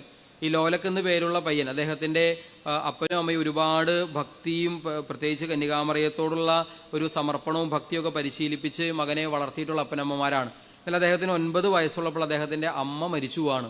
ഒത്തിരി സങ്കടം, ഒത്തിരി ദുഃഖവും വേദന അനുഭവിക്കുന്ന ഈ കുഞ്ഞിനെയും കൊണ്ട് അദ്ദേഹത്തിൻ്റെ അപ്പൻ, ഈ ലോലക്ക് എന്ന പയ്യൻ്റെ അപ്പൻ, നേരെ കന്യകാമാതാവിൻ്റെ തിരുസ്വരൂപത്തിന് മുൻപിൽ കൊണ്ടുവന്ന് നിർത്തിയിട്ട് മകനോട് പറയണം, മോനെ, നിനക്കിതാ ഇനി ഇങ്ങനെ ഒരു അമ്മയുണ്ട്. നിന്റെ അമ്മ മരിച്ചു പോയെങ്കിലും ഇതാ ഇങ്ങനെ ഒരു അമ്മ, ഈശോ നമുക്ക് നൽകിയ അമ്മ, ഇനി മുതൽ നിന്റെ അമ്മ ഈ അമ്മയാണ് എന്ന് പറഞ്ഞ് അമ്മയ്ക്ക് മകനെ സമർപ്പിക്കുകയാണ്. നിന്റെ എല്ലാ സങ്കടങ്ങളും നീ നിന്റെ അമ്മയോട് പറയാറുള്ളത് പോലെ ഈ അമ്മയോട് ഇനി പറഞ്ഞാൽ മതി. നിന്റെ എല്ലാ ദുഃഖങ്ങളും, നിന്റെ എല്ലാ വേദനകളും, നിന്റെ എല്ലാ ആവശ്യങ്ങളും നീ നിന്റെ സ്വന്തം അമ്മയോട് പറയാറുള്ളത് പോലെ ഈ അമ്മയോട് പറഞ്ഞാൽ മതി എന്ന് പറഞ്ഞ് കന്യകാമറിയത്തെ അമ്മയായി സ്വീകരിക്കാൻ ഈ അപ്പൻ മകനെ പ്രത്യേകം പരിശീലിപ്പിക്കുകയാണ്. മാത്രമല്ല, നമ്മൾ ചരിത്രത്തിൽ വായിക്കുമ്പോൾ ഹൃദയത്തെ വല്ലാതെ നമ്മളെ സ്വാധീനിക്കുന്നൊരു കാര്യം അതിലെഴുതി വെച്ചിട്ടുള്ളത് ഇങ്ങനെയാണ്. വൈകുന്നേരം സന്ധ്യാപ്രാർത്ഥനയുടെ ഭാഗമായിട്ട് ഒരു ജപമാല അപ്പനും മകനും ഒരു ജപമാലയിൽ തന്നെ പിടിച്ച് ജപമാല ചൊല്ലി പ്രാർത്ഥിച്ചിരുന്നു അത്രേ. ഒരു ജപമാലയിൽ തന്നെ പിടിച്ച് അപ്പനും അമ്മയും, ഒരു വശത്ത് അപ്പം പിടിക്കും, ഒരു വശത്ത് മകൻ, അങ്ങനെ ഒരു ജപമാലയിൽ പിടിച്ച് എല്ലാ ദിവസവും സന്ധ്യാപ്രാർത്ഥനയുടെ ഭാഗമായി ഈ അപ്പനും മകനും ചേർന്ന് ജപമാല ചൊല്ലി പ്രാർത്ഥിച്ചിരുന്നു. ഈ മകൻ്റെ ജീവിതത്തിൽ ഒരുപാട് കഷ്ടങ്ങളിലൂടെയും ദുരിതങ്ങളിലൂടെയും വേദനകളിലൂടെയും ഒക്കെ കടന്നു പോകേണ്ടി വന്ന ആളാണ്. പിന്നീട് ഇദ്ദേഹം ഒരു പാറമടയിലൊക്കെ പോയി ജോലി ചെയ്യേണ്ടിയൊക്കെ വന്നിട്ടുണ്ട്. എന്നിരുന്നാൽ തന്നെയും പിന്നെ പ്രിയപ്പെട്ടവരെ, ഇദ്ദേഹം പിന്നീട് സെമിനാരിൽ ചേരുന്നു, വൈദികനാകുന്നു, മെത്രാനാകുന്നു, മെത്രാപോലിത്തയാകുന്നു. അവസാനം കത്തോലിക്ക തിരുസഭയുടെ പരമാധ്യക്ഷ പദവിയായ മാർപ്പാപ്പ സ്ഥാനത്തേക്ക് ഈ മഹാത്മാവ് എത്തിച്ചേരുന്നു. ആരാണെന്നറിയാവോ ഈ മാർപ്പാപ്പ? ഈ പാറമടയിലൊക്കെ ജോലി ചെയ്തൊരു മാർപ്പാപ്പയെക്കുറിച്ച് നമ്മൾ കേട്ടിട്ടുണ്ടാവും. നമ്മുടെ കാലഘട്ടത്തിൽ ജീവിച്ചിരുന്നൊരു മാർപ്പാപ്പയാണ്. ആരാണത്? ജോൺ പോൾ രണ്ടാമൻ മാർപ്പാപ്പ. ജോൺ പോൾ രണ്ടാമൻ മാർപ്പാപ്പ. അദ്ദേഹത്തിൻ്റെ മരിയഭക്തി അറിയണമെങ്കിൽ അദ്ദേഹം തൻ്റെ ചങ്കിലെ ശ്വാസം പോലെ എപ്പോഴും ഉരുവിട്ടിരുന്നൊരു പ്രാർത്ഥനയുണ്ട്. അത് പ്രകാരമാണ്: ഓ മറിയമേ, ഞാൻ പൂർണ്ണമായും നിൻ്റേതാണ്. ഓ മറിയമേ, ഞാൻ പൂർണ്ണമായും അങ്ങയുടേതാണ്. നിരന്തരം ചങ്കിലെ ശ്വാസം പോലെ എപ്പോഴും അദ്ദേഹം ഉരുവിട്ടിരുന്നൊരു പ്രാർത്ഥനയാണ്: ഓ മറിയമേ, ഞാൻ പൂർണ്ണമായും അമ്മയുടേതാണ്. ഓ മറിയമേ, ഞാൻ പൂർണ്ണമായും അമ്മയുടേതാണ്. പ്രിയപ്പെട്ടവരെ, 1982 മെയ് മാസം 13 സെൻറ്റ് പീറ്റേഴ്സ് സ്ക്വയറിൽ അദ്ദേഹം പ്രസംഗിച്ചുകൊണ്ട് നിൽക്കുന്ന സമയത്ത് ഒരു അക്രമി, അലി അഗ എന്നു പേരുള്ള ഒരു അക്രമി അദ്ദേഹത്തിൻ്റെ മേൽ വെടിയുതിർക്കുകയും വെടിയേറ്റ ഈ ജോൺ പോൾ മാർപ്പാപ്പ താഴേക്ക് വീഴുകയും ചെയ്യുന്ന സമയത്ത് ആൾക്കൂട്ടത്തിനിടയിൽ നിന്ന് ആരോ എടുത്ത ഫോട്ടോയിൽ അത്ഭുതകരമായ വിധത്തിൽ ഒരു ചിത്രം പതിയാണ്. ആ ചിത്രം എങ്ങനെയാണ്? കന്യകാമറിയം ജോൺ പോൾ രണ്ടാമൻ മാർപ്പാപ്പയെ കൈകളിൽ താങ്ങുന്ന വിധത്തിലുള്ള ഒരു ദൃശ്യം ഈ ഫോട്ടോയിൽ തെളിയുകയാണ്. പിന്നീട് രോഗശൈലിയിൽ നിന്ന് അല്ലെങ്കിൽ ഈ ആസ്പത്രി കിടക്കയിൽ നിന്ന് എഴുന്നേറ്റതിന് ശേഷം ഈ ജോൺ പോൾ രണ്ടാമൻ മാർപ്പാപ്പ ഫാത്തിമയിലേക്ക് പോകുന്നുണ്ട്. അവിടെ മാതാവിൻ്റെ കിരീടത്തിൽ തൻ്റെ ശരീരത്തിൽ പതിഞ്ഞിരുന്ന ആ വെടിയുണ്ട അത് സ്ഥാപിക്കുകയും ഒരിക്കൽ കൂടെ ലോകം മുഴുവനും കേൾക്കെ ഈ മാർപ്പാപ്പ പ്രഖ്യാപിക്കുകയും ചെയ്തു: ഓ മറിയമേ, ഞാൻ പൂർണ്ണമായും അമ്മയുടേതാണ്. ഓ മറിയമേ, ഞാൻ പൂർണ്ണമായും അമ്മയുടേതാണ്. പാറമടയിൽ നിന്ന് പത്രോസിൻ്റെ സിംഹാസനത്തിലേക്കും അവിടെ നിന്ന് വിശുദ്ധ പദവിയിലേക്കും ഈ മഹാത്മാവ് എടുത്തുയർത്തപ്പെട്ടിട്ടുണ്ടെങ്കിൽ കരം പിടിക്കാൻ ജീവിതകാലത്തുടനീളം ഒരമ്മയുണ്ടായിരുന്നു എന്ന സത്യം നമ്മൾ തിരിച്ചറിയണം. ഉറക്കെ പറഞ്ഞേ ഹാലേലൂയാം. ഉച്ചത്തിൽ പറഞ്ഞേ ഹാലേലൂയാം. വലതുകരം ഉയർത്തി ഹാലേലൂയാം. രണ്ട് കരങ്ങൾ ഉയർത്തി ഹാലേലൂയാം. കരങ്ങൾ വീശിക്കൊണ്ട് ഹാലേലൂയാം, ഹാലേലൂയാം, ഹാലേലൂയാം. നമ്മളിതുവരെ 3 കൂട്ടരെ കുറിച്ചാണ് പറഞ്ഞത്. ആദ്യം നമ്മൾ ഭാരത സഭയിലെ വിശുദ്ധാത്മാക്കളെ കുറിച്ച് പറഞ്ഞു. രണ്ടാമതായിട്ട് കുഞ്ഞുനാളിൽ തന്നെ അമ്മ നഷ്ടപ്പെട്ട വ്യക്തികൾക്ക് പിന്നീട് പരിശുദ്ധ അമ്മ ഏതു വിധത്തിൽ തുണയായി എന്ന അത്തരം ചില വിശുദ്ധരെ കുറിച്ച് പറഞ്ഞു. അതിനുശേഷം വിശുദ്ധരായ മാർപ്പാപ്പമാരെ കുറിച്ച് പറഞ്ഞു. ഇനി നമുക്ക് ഒരു വിശുദ്ധരായ രക്തസാക്ഷികളുടെ ജീവിതത്തിൽ എങ്ങനെയാണ് മറിയം സ്വാധീനം ചെലുത്തിയിട്ടുള്ളത് എന്ന് ചിന്തിക്കാം. രക്തസാക്ഷികളുടെ ജീവിതത്തിൽ രക്തസാക്ഷികളെ കുറിച്ച് പറയുമ്പോൾ മനസ്സിൽ പെട്ടെന്ന് തെളിയുന്ന ചില ചിത്രങ്ങൾ, ചില രൂപങ്ങളുണ്ട്. അതിലൊരാളാണ് വിശുദ്ധ മാക്സിമില്യൻ കോൾബെ. വിശുദ്ധ മാക്സിമില്യൻ കോൾബെ, ഇദ്ദേഹത്തിൻ്റെ മാതാപിതാക്കൾ വലിയ മരിയഭക്തരായിരുന്നു. എല്ലാ വർഷവും അവർ മരിയൻ തീർത്ഥാടനത്തിനായിട്ട് അവർ പോകാറുണ്ട്. എല്ലാ വർഷവും അപ്പോൾ ഈ കൊച്ചിനെയും കൊണ്ടുപോകും. ഒരു ദിവസം ഇങ്ങനെ തീർത്ഥാടനത്തിന് പോയ സമയത്ത് ഈ കുഞ്ഞിന് മാത്രമായിട്ടൊരു ദർശനം ഉണ്ടാകാണ്. പരിശുദ്ധ കന്യകാമറിയം പുഞ്ചിരി തൂകിക്കൊണ്ട് ഈ കുഞ്ഞിൻ്റെ മുന്നിൽ ഇങ്ങനെ നിൽക്കുകയാണ്. ഈ കുഞ്ഞിൻ്റെ മുൻപിൽ നിൽക്കുന്ന സമയത്ത് ഈ അമ്മയുടെ കൈകളിൽ 2 കൈകളിലും ഓരോ കിരീടങ്ങളുണ്ട്. 2 കിരീടങ്ങൾക്ക് 2 വ്യത്യസ്ത നിറങ്ങളാണ്. ഒന്നിൻ്റെ നിറം ചുവപ്പാണ്, ഒന്നിൻ്റെ നിറം വെളുത്തതാണ്. ഈ 2 കിരീടങ്ങളും കുഞ്ഞിൻ്റെ നേരെ ഇങ്ങനെ ചൂണ്ടിക്കാണിച്ചുകൊണ്ട് ഈ അമ്മ പരിശുദ്ധ കന്യകാമറിയം കുഞ്ഞു കോൾബയോടായിട്ട് ചോദിക്കുകയാണ്: മോനെ, നിനക്കിതിൽ ഏതാ വേണ്ടത്? നിനക്കുള്ള സമ്മാനമാണ്, നിനക്കിതിൽ ഏതാ വേണ്ടത്? അപ്പോൾ ഈ കൊച്ചിന് മുന്നിൽ നിൽക്കുന്ന ആരാണെന്ന് മനസ്സിലായിട്ടില്ല, കയ്യിലിരിക്കുന്ന കിരീടം എന്താണെന്ന് മനസ്സിലായിട്ടില്ല. അതുകൊണ്ട് തന്നെ ഈ കുഞ്ഞ് അമ്മയോട് ചോദിക്കുകയാണ്: എന്താ അമ്മേ ഇതിൻ്റെ അർത്ഥം? എന്താ അമ്മേ ഇതിൻ്റെ അർത്ഥം? അപ്പോൾ കന്യകാമറിയം താൻ ആരാണെന്ന് വെളിപ്പെടുത്തിയതിന് ശേഷം ഈ കിരീടത്തിൻ്റെ അർത്ഥം പറഞ്ഞു കൊടുക്കുകയാണ്. ഈ ചുവന്ന കിരീടം അത് രക്തസാക്ഷിത്വമാണ്, ഈ വെളുത്ത കിരീടം അത് വിശുദ്ധിയാണ്. മോനെ ഏതാ വേണ്ടത്? വിശുദ്ധിയുടെ കിരീടം വേണോ, രക്തസാക്ഷിത്വത്തിൻ്റെ കിരീടം വേണോ? ഒരു കൊച്ചുകുഞ്ഞായതുകൊണ്ട് തന്നെ കുഞ്ഞിൻ്റെ നിഷ്കളങ്കതയിൽ കുഞ്ഞു കോൾബെ കൊടുത്ത മറുപടി ഇതായിരുന്നു: എനിക്ക് രണ്ടും വേണം, എനിക്ക് രണ്ടും വേണം. അമ്മ പുഞ്ചിരിച്ചു, സ്നേഹപൂർവ്വം കുഞ്ഞിനെ കടാക്ഷിച്ചു, അപ്രത്യക്ഷയായി. കിരീടം അപ്പോഴല്ല കൊടുത്തത്. പിന്നീട് നമ്മൾ കാണുന്നു, നാസി കോൺസെൻട്രേഷൻ ക്യാമ്പിൽ നരകം ലജ്ജിക്കുന്ന കൊടും ക്രൂരതയുടെ ഇരുണ്ട യാമങ്ങളിൽ പരിശുദ്ധ കന്യകാമറിയം കോൾബെ എന്ന വിശുദ്ധാത്മാവിന് ഈ 2 കിരീടങ്ങളും ചാർത്തി നൽകുകയായിരുന്നു. ചരിത്രത്തിൽ നമ്മൾ വായിക്കുന്ന സംഭവമാണ്. വിശുദ്ധ മാക്സിമിലിയൻ കോൾബെയുടെ ജീവചരിത്രം ഒറ്റ ഇരിപ്പിന് വായിച്ചു തീർക്കുന്ന, അതുപോലെ ആവേശം ജനിപ്പിക്കുന്ന ഒരു ജീവചരിത്രമാണത്. ഞാനതൊന്ന് ചുരുക്കി പറയാം. അതായത് 2ാം ലോക മഹായുദ്ധകാലത്ത് ജർമ്മനിയുടെ നാസിപ്പട, ഹിറ്റ്ലറിൻ്റെ നാസിപ്പട ലോകം മുഴുവൻ കീഴടക്കി മുന്നേറുന്നു. കാണുന്നവരെല്ലാം കൊന്നുകളയുന്ന അല്ലെങ്കിൽ സകല രാജ്യങ്ങൾ കീഴടക്കുന്ന വിധത്തിൽ സർവനാശം വിതച്ച് മുന്നോട്ട് പോകുന്നു.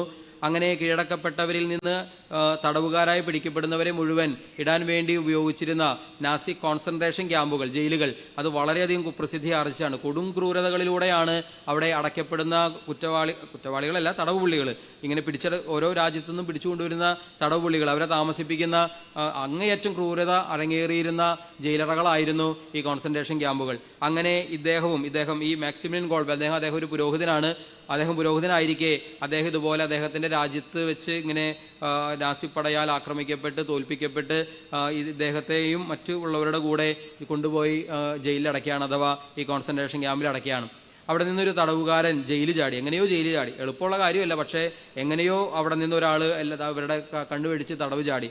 ഒരാൾ തടവ് ചാടിക്കഴിഞ്ഞാൽ ആ ജയിലിൻ്റെ നിയമം ഇങ്ങനെയാണ്: ഒരാൾ തടവ് ചാടിയാൽ അതിന് പകരമായി 10 പേരെ കൊല്ലും. ഒരാൾ അപ്പോൾ ആരും തടവ് ചാടാതിരിക്കാനും ആരെങ്കിലും തടവ് ചാടുന്നത് ആരെങ്കിലും കാണുവാണെങ്കിൽ അത് അധികാരികളെ അറിയിക്കുന്നതിന് വേണ്ടിയിട്ടുള്ള നിയമമാണിത്. പക്ഷേ ഈ മനുഷ്യൻ തടവ് ചാടിയത് കൊണ്ട് തന്നെ 10 പേരെ കൊല്ലാൻ വേണ്ടി നറുക്കിട്ടാണ് തീരുമാനിക്കുന്നത്. അങ്ങനെ 10 പേരെ നറുക്കിട്ടെടുത്തു.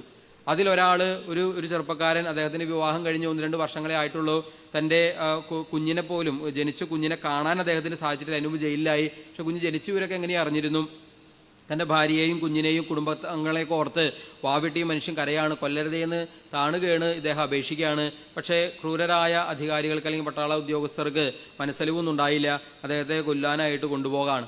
ആ സമയത്ത് ഈ മാക്സിമിലിയൻ ഗോൾബെ ഈ പട്ടാളക്കാരൻ്റെ മുന്നിൽ വന്ന് നിന്നു. എന്നിട്ട് പറഞ്ഞു, 10 പേരെ കൊല്ലണം എന്നല്ലേ നിയമമുള്ളൂ, ഇദ്ദേഹത്തെ തന്നെ കൊല്ലണം നിയമമില്ലല്ലോ. ഇദ്ദേഹത്തിന് പകരം വേറൊരാൾ മരിക്കാൻ തയ്യാറാവുകയാണെങ്കിൽ ഇദ്ദേഹത്തെ വെറുതെ വിടാമല്ലോ. അന്നേരം ഈ പട്ടാളക്കാരൻ ചോദിച്ചു, പകരം മരിക്കാൻ ആരാ തയ്യാറാവുക? അപ്പോൾ ഈ മാക്സിമിലിയൻ ഗോൾബെ പറഞ്ഞു, ഞാൻ തയ്യാറാണ് ഇദ്ദേഹത്തിന് പകരം മരിക്കാൻ. പട്ടാളക്കാരനും ഞെട്ടി കേട്ടു, അവിടെ നിന്നിരുന്ന എല്ലാവരും ഞെട്ടി അത്ഭുതപ്പെട്ടു പോയി. മാത്രമല്ല ഈ ചെറുപ്പക്കാരനും, കാരണം അദ്ദേഹത്തിന് അറിയില്ല തൻ്റെ മുന്നിൽ നിൽക്കുന്ന വ്യക്തിയും താനും തമ്മിലുള്ള ബന്ധം എന്താ. ഒരു പരിചയമില്ല, ഒരു ബന്ധവുമില്ല, ജയിലിൽ വെച്ച് കണ്ടിട്ടുണ്ടെന്നല്ലാതെ വേറെ ഒന്നും അറിയില്ല. ഒരു പരിചയമില്ലാത്തൊരു മനുഷ്യൻ തനിക്ക് വേണ്ടി മരിക്കുകയെ. ഏതായാലും അങ്ങനെ പട്ടാളക്കാരൻ അത് സമ്മതിച്ചു. അങ്ങനെ ആ മനുഷ്യൻ രക്ഷപ്പെട്ടു. ആ മനുഷ്യന് പകരമായി ഇതാ മാക്സിമിലിയൻ ഗോൾബെ എന്ന പുരോഹിതൻ ബാക്കി 9 പേരോടൊപ്പം ജയിലറയിൽ ഒരു ഇരുട്ടുമുറിയിൽ അടയ്ക്കപ്പെടുകയാണ്. പട്ടിണിക്കിട്ട് കൊല്ലാനായിരുന്നു തീരുമാനം. 8-10 ദിവസങ്ങൾക്കുള്ളിൽ മിക്കവാറും എല്ലാവരും തന്നെ മരിച്ചു. ഗോൾബെ മാത്രം മരിച്ചിരുന്നില്ല. അദ്ദേഹം ബാക്കിയുള്ളവർക്ക് ധൈര്യം പകർന്നു കൊടുത്ത്, ശക്തിപ്പെടുത്തി, ആശ്വസിപ്പിച്ച്, പ്രാർത്ഥിച്ച് അങ്ങനെ ആ ഒരു 10 ദിവസങ്ങൾ കടന്നുപോയി. ഗോൾബെ 8-10 ദിവസങ്ങൾ കഴിഞ്ഞിട്ടും ഗോൾബെ മരിക്കാതിരുന്നത് കൊണ്ട് അദ്ദേഹത്തിന് അവസാനം വിഷം കൊടുത്ത് കൊല്ലുകയാണ്. ക്രൂരതയുടെ വേദനകളുടെ അനുഭവങ്ങളിലൂടെ കടന്നു പോകുമ്പോഴും ബലമായ ആശ്വാസമായി അദ്ദേഹത്തിന് പരിശുദ്ധ കന്യകാമറിയം കൂടെ ഉണ്ടായിരുന്നു എന്നുള്ളത് ഒരു ചരിത്ര സത്യമാണ്. പ്രിയപ്പെട്ടവരെയും, അതാണ് ഞാൻ നേരത്തെ പറഞ്ഞത്, നാസി കോൺസെൻട്രേഷൻ ക്യാമ്പിൻ്റെ നരകം ലജ്ജിപ്പിക്കുന്ന കൊടുംക്രൂരതയുടെ ഇരുണ്ടയാമങ്ങളിൽ അക്ഷരാർത്ഥത്തിൽ തന്നെ പരിശുദ്ധ കന്യകാമറിയം ഈ കിരീടങ്ങൾ ആ വന്യ പുരോഹിതന് ചാർത്തി നൽകുകയായിരുന്നു. ഉറക്കെ പറഞ്ഞേ ഹാലേലൂയാം.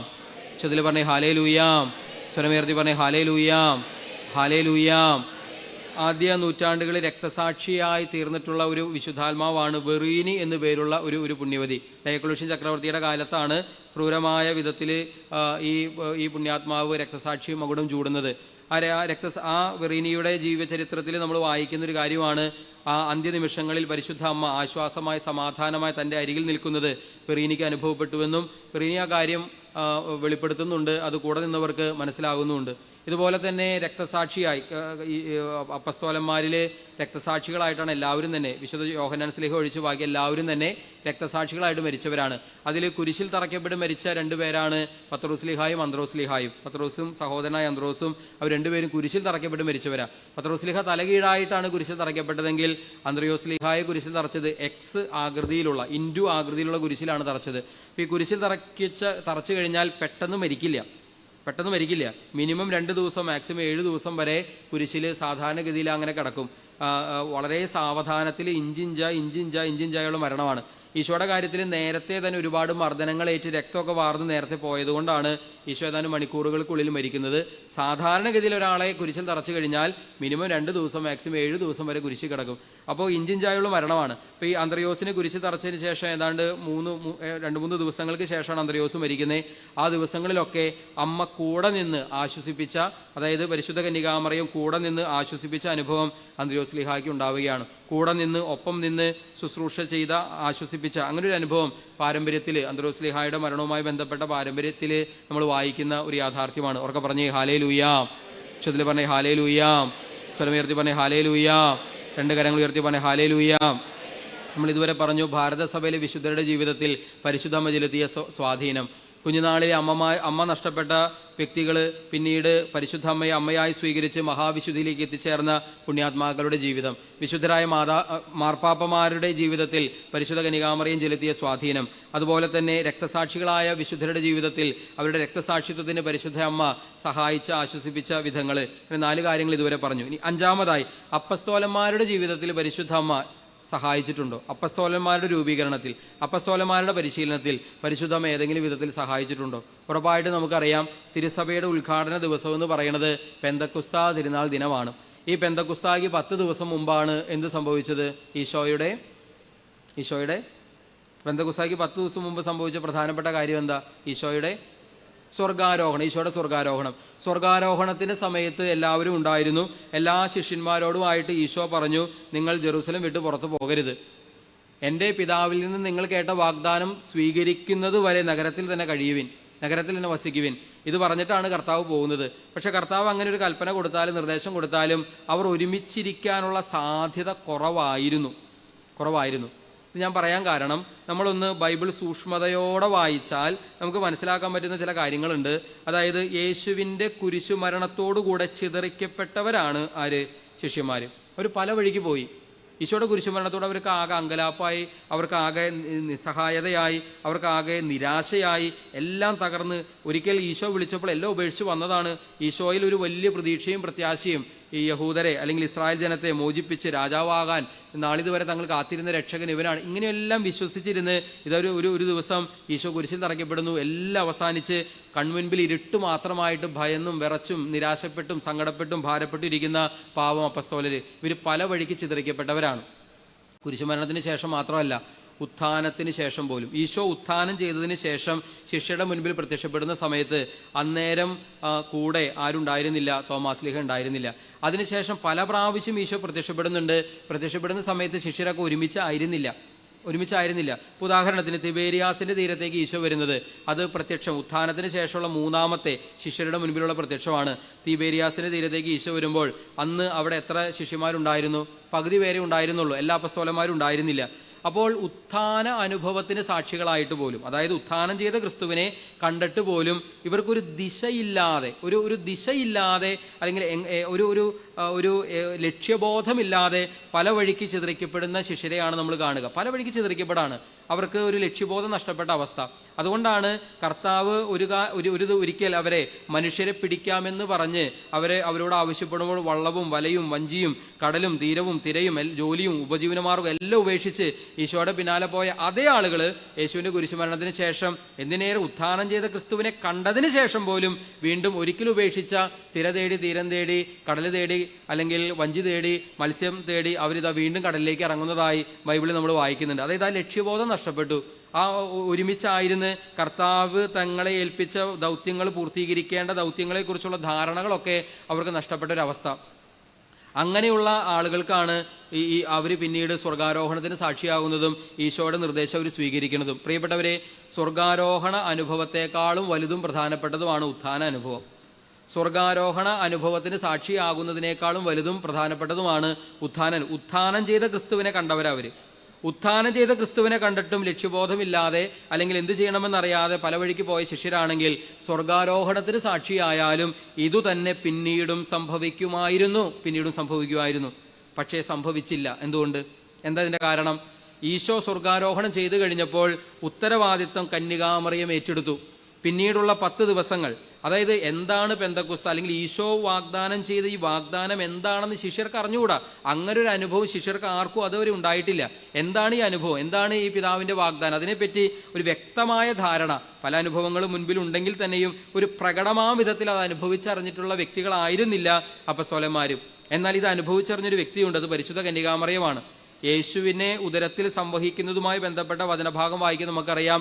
ഗബ്രിയേൽ ദൂതൻ മറിയത്തോട് വന്ന് പറയുന്ന വാക്കുകൾ, പരിശുദ്ധാത്മാവ് നിന്റെ മേൽ വരും, അത്യുന്നതന്റെ ശക്തി നിന്റെ മേൽ ആവസിക്കും. പരിശുദ്ധാത്മാവ് വന്ന് അത്യുന്നതന്റെ ശക്തിയിൽ ആവസിക്കപ്പെട്ട ആ അനുഭവമുള്ള ഒരു വ്യക്തി ആ കൂട്ടത്തിൽ കന്യകാമറിയം മാത്രമാണ്. അതുകൊണ്ട് ഈ മുൻപരിചയമുള്ള ഏക വ്യക്തി കന്യകാമറിയമാണ്. അതുകൊണ്ട് മറിയം ഇതാ ഉത്തരവാദിത്വം ഏറ്റെടുക്കുകയാണ്, നേതൃത്വം ഏറ്റെടുക്കുകയാണ്. നേതൃത്വം ഏറ്റെടുക്കുകയാണ്. എന്നിട്ട് ഈ അപ്പസ്തോലന്മാരെ മുഴുവൻ ഒരുമിച്ചിരുത്തി പ്രാർത്ഥനയാണ്. ഒരാൾ പോലും ചിതറിക്കപ്പെട്ടു പോകാൻ കന്യകാമറിയം അനുവദിക്കുന്നില്ല. ഒരാൾ പോലും മാറിപ്പോകുന്നൊരവസ്ഥ ഉണ്ടാകാൻ കന്യകാമറിയം അനുവദിക്കുന്നില്ല. ഇതെന്നാ സംഭവിക്കുക, എപ്പോഴാ സംഭവിക്കുക, എങ്ങനെയാ സംഭവിക്കുക, എന്താണ് ഈ അനുഭവം, ആർക്കൊന്നും അറിഞ്ഞുകൂടാ. അതുകൊണ്ട് തന്നെ 1, 2, 3, 4, 5, 6 ദിവസമൊക്കെ കാത്തിരുന്ന് ഒന്നും സംഭവിക്കാതെ വന്നാൽ ഇവരൊരു പക്ഷേ പല വഴിക്ക് പോയേനെ. ഈശോ പ്രത്യക്ഷപ്പെട്ട സമയത്ത് തോമാസ് ലീഹ ഉണ്ടായിരുന്നില്ല എന്ന് പറയുന്ന പോലെ, തിബേരിയാസിന്റെ തീരത്തേക്ക് വരുമ്പോൾ ഏതാനും ചിലർ മാത്രമേ അവിടെ ഉണ്ടായിരുന്നുള്ളൂ എന്ന് പറയും പോലെ, ഇതാ ഈ പരിശുദ്ധാത്മാവിന്റെ ആഗമനം സംഭവിക്കുമ്പോഴും ഇതുപോലെ പലരും ഉണ്ടായിരുന്നില്ലെങ്കിൽ ഒന്ന് ആലോചിച്ച് നോക്കിയേ എന്തായിരിക്കും അവസ്ഥ. എന്നാൽ കന്യകാമറിയം ഒരാൾ പോലും ചിതറിക്കപ്പെട്ടു പോകാൻ അനുവദിക്കുന്നില്ല. എല്ലാവരെയും ചേർത്തിരുത്തി ഒരു തള്ളക്കോഴി തൻ്റെ ചിറകിൻ്റെ കീഴിൽ കുഞ്ഞുങ്ങളെ കാത്തു പരിപാലിക്കും പോലെ ഈ അമ്മ ആ ശിഷ്യ സമൂഹത്തെ മുഴുവൻ 120ഓളം പേര് ആ സമൂഹത്തിലുണ്ടായിരുന്നു. അപ്പസ്തോലർ മാത്രമല്ല, അവർക്ക് മുഴുവൻ നേതൃത്വം കൊടുത്ത് പ്രാർത്ഥിച്ച് പരിശുദ്ധാത്മാഭിഷേകം പ്രാപിക്കുകയാണ്. അമ്മ കൊടുത്ത പരിശീലനം കൂടെയാണിത്. നമുക്ക് കുറേ കാര്യങ്ങൾ നമ്മുടെ മനസ്സിലേക്ക് ചിന്തകളായിട്ട് സമ്മാനിക്കുന്ന ഒരു കാര്യം. ഒരുപാട് കാര്യങ്ങൾ അത് പരിശുദ്ധാമ്മ ശിഷ്യരെ പരിശീലിപ്പിച്ച് എന്ന കാര്യം മാത്രമല്ല, അതോടൊപ്പം തന്നെ നമുക്ക് മനസ്സിലാക്കാവുന്ന മറ്റൊരു കാര്യം, അമ്മയുള്ള ഭവനങ്ങൾ ചിതറിക്കപ്പെടില്ല. അമ്മയുള്ള ഭവനങ്ങൾ ചിതറിക്കപ്പെടില്ല. നമ്മുടെ വീട്ടിൽ മക്കൾ പല വഴിക്ക് പോകുന്നു, മാതാപിതാക്കളെ അനുസരിക്കുന്നില്ല, വിധേയപ്പെടുന്നില്ല, തോന്നിയ പോലെ ജീവിക്കുന്നു എന്ന ഭയം, ആകുലത, സങ്കടം, ദുഃഖം, വേദനയുണ്ടെങ്കിൽ ഓർക്കുക, കന്യകാമറിയത്തെ വീട്ടിൽ അമ്മയായി ഉണ്ടാകണം. കന്യകാമറിയം അമ്മയുള്ള വീട്, പരിശുദ്ധ അമ്മയുള്ള വീട്, ആ വീട് ചിതറിക്കപ്പെടാൻ അമ്മ സമ്മതിക്കില്ല, അമ്മ അനുവദിക്കില്ല. അതിൻ്റെ തെളിവാണ് പെന്തക്കുസ്ത. പ്രിയപ്പെട്ടവരെ, അങ്ങനെ പരിശീലിപ്പിച്ച അമ്മ, അങ്ങനെ കൂടെ നിർത്തിയ അമ്മ, അങ്ങനെ പെന്തക്കുസ്ത അനുഭവം ഈ ശിഷ്യരിൽ ഒരാൾക്ക് പോലും നഷ്ടപ്പെട്ടു പോകാതിരിക്കാൻ പരിശീലനം കൊടുത്തൊരമ്മ. കാരണം ഈ അനുഭവം നേരത്തെ ഉള്ളത് അമ്മയ്ക്ക് മാത്രമാണ്. അതുകൊണ്ട് അമ്മയാണ് ഏറ്റവും ബെസ്റ്റ് അധ്യാപികയായി അവിടെ നിലകൊള്ളുന്നത്. ഒരു ഗുരുവായി ഈ ശിഷ്യ സമൂഹത്തെ പരിശീലിപ്പിച്ചുകൊണ്ട് അമ്മ അവിടെ തൻ്റെ പുത്രനെ പ്രതിനിധീകരിച്ച് അമ്മ അവിടെ ഉണ്ട്. ഉറക്കെ പറഞ്ഞേ ഹല്ലേലൂയ, സ്വരമുയർത്തി പറഞ്ഞേ ഹല്ലേലൂയ. പിന്നീട് സുവിശേഷ പ്രഘോഷണവുമായി ബന്ധപ്പെട്ട് ശിഷ്യന്മാർ പല സ്ഥലത്ത് പോയപ്പോൾ സംഭവിച്ച കാര്യം പാരമ്പര്യങ്ങളിൽ പറയുന്ന 1-2 കാര്യങ്ങളൊന്ന് സൂചിപ്പിക്കാം. ഒന്നാമത്തേത് ഇതാണ്. യാക്കോബ് ശ്ലീഹ അദ്ദേഹം തൻ്റെ സുവിശേഷ പ്രഘോഷണം പ്രധാനമായും സ്പെയിനിലാണ് നടത്തിയത്. പക്ഷെ എന്തൊക്കെ പ്രസംഗിച്ചിട്ട് ഒരാൾക്കും ഒരു മാറ്റവും സംഭവിക്കുന്നില്ല. അവസാനം ആകെ നിരാശപ്പെട്ട് യാക്കോബ് ശ്ലീഹ വിഷമിച്ച് വേദനിച്ച് ഇങ്ങനെ ഒരു തരം നിരാശ പോലെയായി ഇങ്ങനെ വിഷമിച്ചിരിക്കുമ്പോൾ കന്യകാമറിയം യാക്കോബ് ശ്ലീഹായ്ക്ക് പ്രത്യക്ഷപ്പെട്ടു. എന്നിട്ട് ധൈര്യപ്പെടുത്തി ആശ്വസിപ്പിച്ചു. ഈ സുവിശേഷ പ്രഘോഷണം ഫലമണിയും, ഒന്നും നഷ്ടമായിട്ടില്ല എന്ന് ബോധ്യം കൊടുക്കുകയാണ്. ഇവിടെ അത്ഭുതകരമായ വിധത്തിലൊരു സ്തൂപം അവിടെ ഉണ്ടാകുന്നു. ജനതൊക്കെ കണ്ട് അത്ഭുത പരതന്ത്രരാകുന്നു. അതിനുശേഷം അത്ഭുതകരമായ വിധത്തിൽ ഒരു കൺവെർഷൻ അവിടെ നടക്കുന്നതായി പിന്നീട് നമ്മൾ ഈ പാരമ്പര്യത്തിൽ യാക്കോബ് ശ്ലീഹായുടെ സുവിശേഷ പ്രഘോഷണവുമായി ബന്ധപ്പെട്ട സ്പെയിനിൽ നടന്ന സംഭവവികാസങ്ങളുടെ ചരിത്രത്തിൽ പരമ്പരാഗതമായി വിശ്വസിച്ച് പോരുന്നൊരു കാര്യമാണ്. അതുപോലെ അന്ത്രയോസ് ശ്ലീഹായ്ക്ക് സംഭവിച്ച കാര്യം ഞാൻ പറഞ്ഞിരുന്നു. അദ്ദേഹത്തിൻ്റെ മരണ സമയത്ത് അദ്ദേഹത്തെ സഹായിക്കാൻ, ആ രക്തസാക്ഷിയായിരുന്ന സമയത്ത് അദ്ദേഹത്തെ സഹായിക്കാൻ പരിശുദ്ധ കന്യകാമറിയം കൂടെ ഉണ്ടായിരുന്ന കാര്യം. ഇനി വേറൊരു കൗതുകകരമായ കാര്യം, ഇത് പാരമ്പര്യത്തിൽ പറഞ്ഞ് വിശ്വസിച്ച് പോരുന്ന ഒരു കാര്യമാണ്, അതുകൊണ്ട് നിങ്ങളോട് സൂചിപ്പിക്കുന്നതാണ്. അതായത് കന്യകാമറിയത്തിൻ്റെ സ്വർഗാരോപണവുമായി ബന്ധപ്പെട്ട് സംഭവിച്ചിട്ടുള്ളൊരു കാര്യമാണ്. മറിയം മരിച്ച് അടക്കം ചെയ്യപ്പെട്ടു. അപ്പോൾ മറിയം മരിക്കുന്ന സമയത്ത് തോമാസ് ലീഹ കൂടെ ഉണ്ടായിരുന്നില്ല. അങ്ങനെ ഒരു പാരമ്പര്യം പറയുന്നുണ്ട്, അങ്ങനെ ഒരു പാരമ്പര്യം നിലനിൽക്കുന്നുണ്ട്. അതായത് തോമാസ് ലീഹ ആ സമയത്ത് ഉണ്ടായിരുന്നില്ലെന്നും ആ സമയത്ത് വരാൻ തോമാസ് ലീഹായ്ക്ക് സാധിച്ചില്ലെന്നും, ദൂരെ എവിടെയോ സുവിശേഷ പ്രഘോഷണത്തിനായിട്ട് പോയെന്നും, എന്നാൽ ഇതറിഞ്ഞ് തോമാസ് ലീഹ എത്തിയപ്പോഴേക്കും അടക്ക് കഴിഞ്ഞിരുന്നുവെന്നും, തനിക്ക് അമ്മയുടെ മൃതദേഹം അടക്കം ചെയ്യപ്പെട്ട സ്ഥലം അമ്മയെ കണ്ടേ അടങ്ങുമെന്ന് വാശി പിടിച്ച് അവസാനം കല്ലറ തുറക്കുമ്പോൾ അവിടെ മൃതദേഹം കണ്ടില്ല. അതോടുകൂടി വിശ്വസിക്കപ്പെടുകയാണ് അമ്മ ആത്മശരീരങ്ങളോടെ തന്നെ സ്വർഗത്തിലേക്ക് സംവഹിക്കപ്പെട്ടു എന്നൊരു വിശ്വാസത്തിലേക്ക്, നിഗമനത്തിലേക്ക് എത്തിച്ചേർന്നു എന്നുള്ള അങ്ങനെ ഒരു പാരമ്പര്യം നമ്മുടെ സഭയിലുണ്ട്. അങ്ങനെ ഒരു പാരമ്പര്യം കൂടെയുണ്ട്. മറിയത്തിൻ്റെ സ്വർഗാരോപണവുമായി ബന്ധപ്പെട്ട് പറയുന്ന പാരമ്പര്യ കഥകളിൽ അല്ലെങ്കിൽ പാരമ്പര്യ സംഭവങ്ങളിൽ ഒരു കാര്യമാണിത്. ഇപ്പോൾ പ്രിയപ്പെട്ടവർ, അപ്പസ്തോലന്മാരുടെ ജീവിതത്തിൽ ഈ വിധത്തിൽ പരിശുദ്ധ അമ്മ സ്വാധീനം ചെലുത്തിയിരുന്നതായി നമുക്ക് മനസ്സിലാക്കാനായിട്ട് സാധിക്കും. ഇപ്പോൾ നമ്മൾ ഇതുവരെ പറഞ്ഞ കാര്യങ്ങൾ ഭാരതസഭയിലെ വിശുദ്ധാത്മാക്കൾ, അതുപോലെ തന്നെ ചെറിയ പ്രായത്തിൽ അമ്മമാർ നഷ്ടപ്പെട്ട് കന്യകാമറിയത്തെ അമ്മയായി സ്വീകരിച്ച് മഹാവിശുദ്ധിയിലേക്ക് എത്തിച്ചേർന്നവർ, അതുപോലെ തന്നെ വിശുദ്ധരായ മാർപ്പാപ്പമാർ, അതുപോലെ തന്നെ രക്തസാക്ഷികളായ വിശുദ്ധർ, അതുപോലെ തന്നെ അപ്പസ്തോലന്മാർ, ഇവരുടെയൊക്കെ ജീവിതത്തിൽ കന്യകാമറിയം ചെലുത്തിയ സ്വാധീനത്തെക്കുറിച്ചാണ് ഇതുവരെ നമ്മൾ മനസ്സിലാക്കാൻ ശ്രമിച്ചത്. ഇനി ആറാമതായിട്ട് നമുക്ക് ചിന്തിക്കാൻ ശ്രമിക്കാം, ചെറിയ പ്രായത്തിൽ തന്നെ മരിച്ചു പോയിട്ടുള്ള മഹാവിശുദ്ധരായിട്ടുള്ള ആളുകൾ. ചെറിയ പ്രായത്തിൽ മരിച്ചു, പക്ഷെ വലിയ വിശുദ്ധിയിലേക്ക് എത്തിച്ചേർന്നു. അതിലൊരാളാണ് വിശുദ്ധ ഡൊമിനിക് സാവിയോ. ഈ ഡൊമിനിക് സാവിയോവുമായി ബന്ധപ്പെട്ട് നമ്മൾ മനസ്സിലാക്കുന്ന അല്ലെങ്കിൽ ചരിത്രത്തിൽ വായിക്കുന്ന അത്ഭുതകരമായൊരു സംഭവമുണ്ട്. അദ്ദേഹത്തിൻ്റെ ഗുരുവായിരുന്നു ഡോൺ ബോസ്കോ എന്ന വിശുദ്ധ ഡോൺ ബോസ്കോ. വിശുദ്ധ ഡോൺ ബോസ്കോയുടെ ഓറട്ടറിയിലാണ് ഡൊമിനിക് സാവിയോ ഒരുപാട് നാളുകൾ താമസിച്ചിരുന്നത്. ഈ ഡൊമിനിക് സാവിയോ മരിച്ചതിന് ശേഷം ഡോൺ ബോസ്കോ എന്ന വിശുദ്ധൻ്റെ ചരിത്രം വായിക്കുമ്പോൾ നമുക്കറിയാം അദ്ദേഹത്തിന് ഒത്തിരി ദർശനങ്ങൾ, വെളിപ്പെടുത്തലുകൾ, വെളിപാടുകളൊക്കെ ലഭിച്ചിട്ടുള്ളൊരു വിശുദ്ധനാണ്. സ്വർഗം, നരകം, ശുദ്ധീകരണ സ്ഥലം, അതുപോലെ തന്നെ വിശുദ്ധാത്മാക്കളുമായുള്ള ഇങ്ങനെ ഒരുപാട് നമുക്ക് ഈ മാനുഷിക ബുദ്ധിയിൽ വിശദീകരിക്കാൻ ഏറെ പ്രയാസമുള്ള അങ്ങനത്തെ ഒരുപാട് അനുഭവങ്ങളുള്ള ഒരു മഹാവിശുദ്ധനാണ് ഡോൺ ബോസ്കോ. അപ്പോൾ ഈ ഡോൺ ബോസ്കോയുടെ മുൻപിൽ ഡൊമിനിക് സാവിയോ ഒരു ദിവസം പ്രത്യക്ഷപ്പെടാണ്. മരിച്ചതിന് ശേഷം ഏതാനും നാളുകൾ കഴിഞ്ഞ് ഒരിക്കൽ കൂടെ ഡൊമിനിക് സാവിയോ പ്രത്യക്ഷപ്പെടാണ്. അപ്പം അങ്ങനെ പ്രത്യക്ഷപ്പെട്ട സമയത്ത് ഇവർ തമ്മിൽ കുറച്ചു നേരം ഇരുന്ന് സംസാരിക്കുക. ആ സംസാരത്തിൽ ഡോൺ ബോസ്കോ ചോദിക്കുന്നൊരു ചോദ്യവും അതിൻ്റെ ഉത്തരവും. ചോദ്യം ഇതാണ്: അങ്ങയുടെ ജീവിതകാലത്ത് അങ്ങ് ഒരുപാട് പുണ്യങ്ങളും സുഹൃതങ്ങളും അഭ്യസിച്ചിരുന്നല്ലോ. അതിലേത് പുണ്യമാണ്, അതിലേത് സുഹൃതമാണ് അങ്ങയുടെ മരണസമയത്ത് അങ്ങയെ ഏറ്റവും കൂടുതൽ ആശ്വസിപ്പിച്ചത്, സഹായിച്ചത്? ഈ ചോദ്യത്തിൻ്റെ അർത്ഥം മനസ്സിലായോ? ചോദ്യം ഒന്നുകൂടെ പറയാം, അർത്ഥം മനസ്സിലായോ ഒന്ന് മനസ്സിലാക്കാൻ പറ്റുമോ നോക്ക്. ചോദ്യം ഇതാണ്: ഡോൺ ബോസ്കോ ഡൊമിനിക് സാവിയോട് ചോദിക്കുകയാണ്. ഡൊമിനിക് സാവിയോ നേരത്തെ മരിച്ച ആളാണ്. മരിച്ച് സ്വർഗത്തിൽ നിന്ന് ഡോൺ ബോസ്കോയ്ക്ക് തൻ്റെ ഗുരുവിൻ്റെ അടുത്ത് വന്ന് കാണുന്ന ആ ഒരു ദർശനത്തിലൂടെ ഡോൺ ബോസ്കോ അയാളൊരു സംഭാഷണം. അപ്പോൾ ഡോൺ ബോസ്കോ ചോദിക്കുകയാണ്: അങ്ങയുടെ ജീവിതകാലത്ത് അങ്ങയുടെ ജീവിതം ഒരുപാട് പുണ്യങ്ങളുണ്ടായിരുന്നല്ലോ, ഒരുപാട് സുഹൃതങ്ങളുണ്ടായിരുന്നല്ലോ, ഒരുപാട് നന്മയൊക്കെ ജീവിതത്തിലുണ്ടായിരുന്നല്ലോ. അതിലേത് പുണ്യമാണ്, അതിലേത് സുഹൃതമാണ്, അതിലേത് നന്മയാണ് താങ്കളുടെ മരണസമയത്ത് താങ്കളെ ഏറ്റവും അധികം ആശ്വസിപ്പിച്ചത്, സമാധാനിപ്പിച്ചത്, അല്ലെങ്കിൽ സഹായമായി മാറിയത്? ഈ ചോദ്യത്തിൻ്റെ അർത്ഥം മനസ്സിലായോ? ചോദ്യത്തിൻ്റെ അർത്ഥം മനസ്സിലായില്ലെങ്കിൽ ഉത്തരവും മനസ്സിലാവില്ല. ചോദ്യത്തിൻ്റെ അർത്ഥം എന്താണ്? ചോദ്യം കൊണ്ട് ഉദ്ദേശിക്കുന്ന കാര്യം ഇതാണ്: അതായത് നമ്മൾ പരമ്പരാഗതമായി വിശ്വസിക്കുന്ന അല്ലെങ്കിൽ സഭയുടെ പഠനങ്ങളും പിന്നെ വിശുദ്ധാത്മാക്കളുടെ ജീവിതത്തിൽ നിന്നൊക്കെ നമ്മൾ മനസ്സിലാക്കുന്ന ഒരു വലിയൊരു ആത്മീയ സത്യമാണ് നമ്മൾ ഇന്നൊക്കെ നേരിടുന്ന നമ്മുടെ ജീവിതകാലത്ത് ഉടനീളം പൈശാചിക പ്രലോഭനങ്ങൾ, പൈശാചിക പരീക്ഷണങ്ങൾ ഇതൊക്കെ നമ്മൾ ഫേസ് ചെയ്യുന്നുണ്ട്. പല വിധത്തിൽ, പല രൂപത്തിൽ നമ്മൾ ഫേസ് ചെയ്യുന്നുണ്ട്.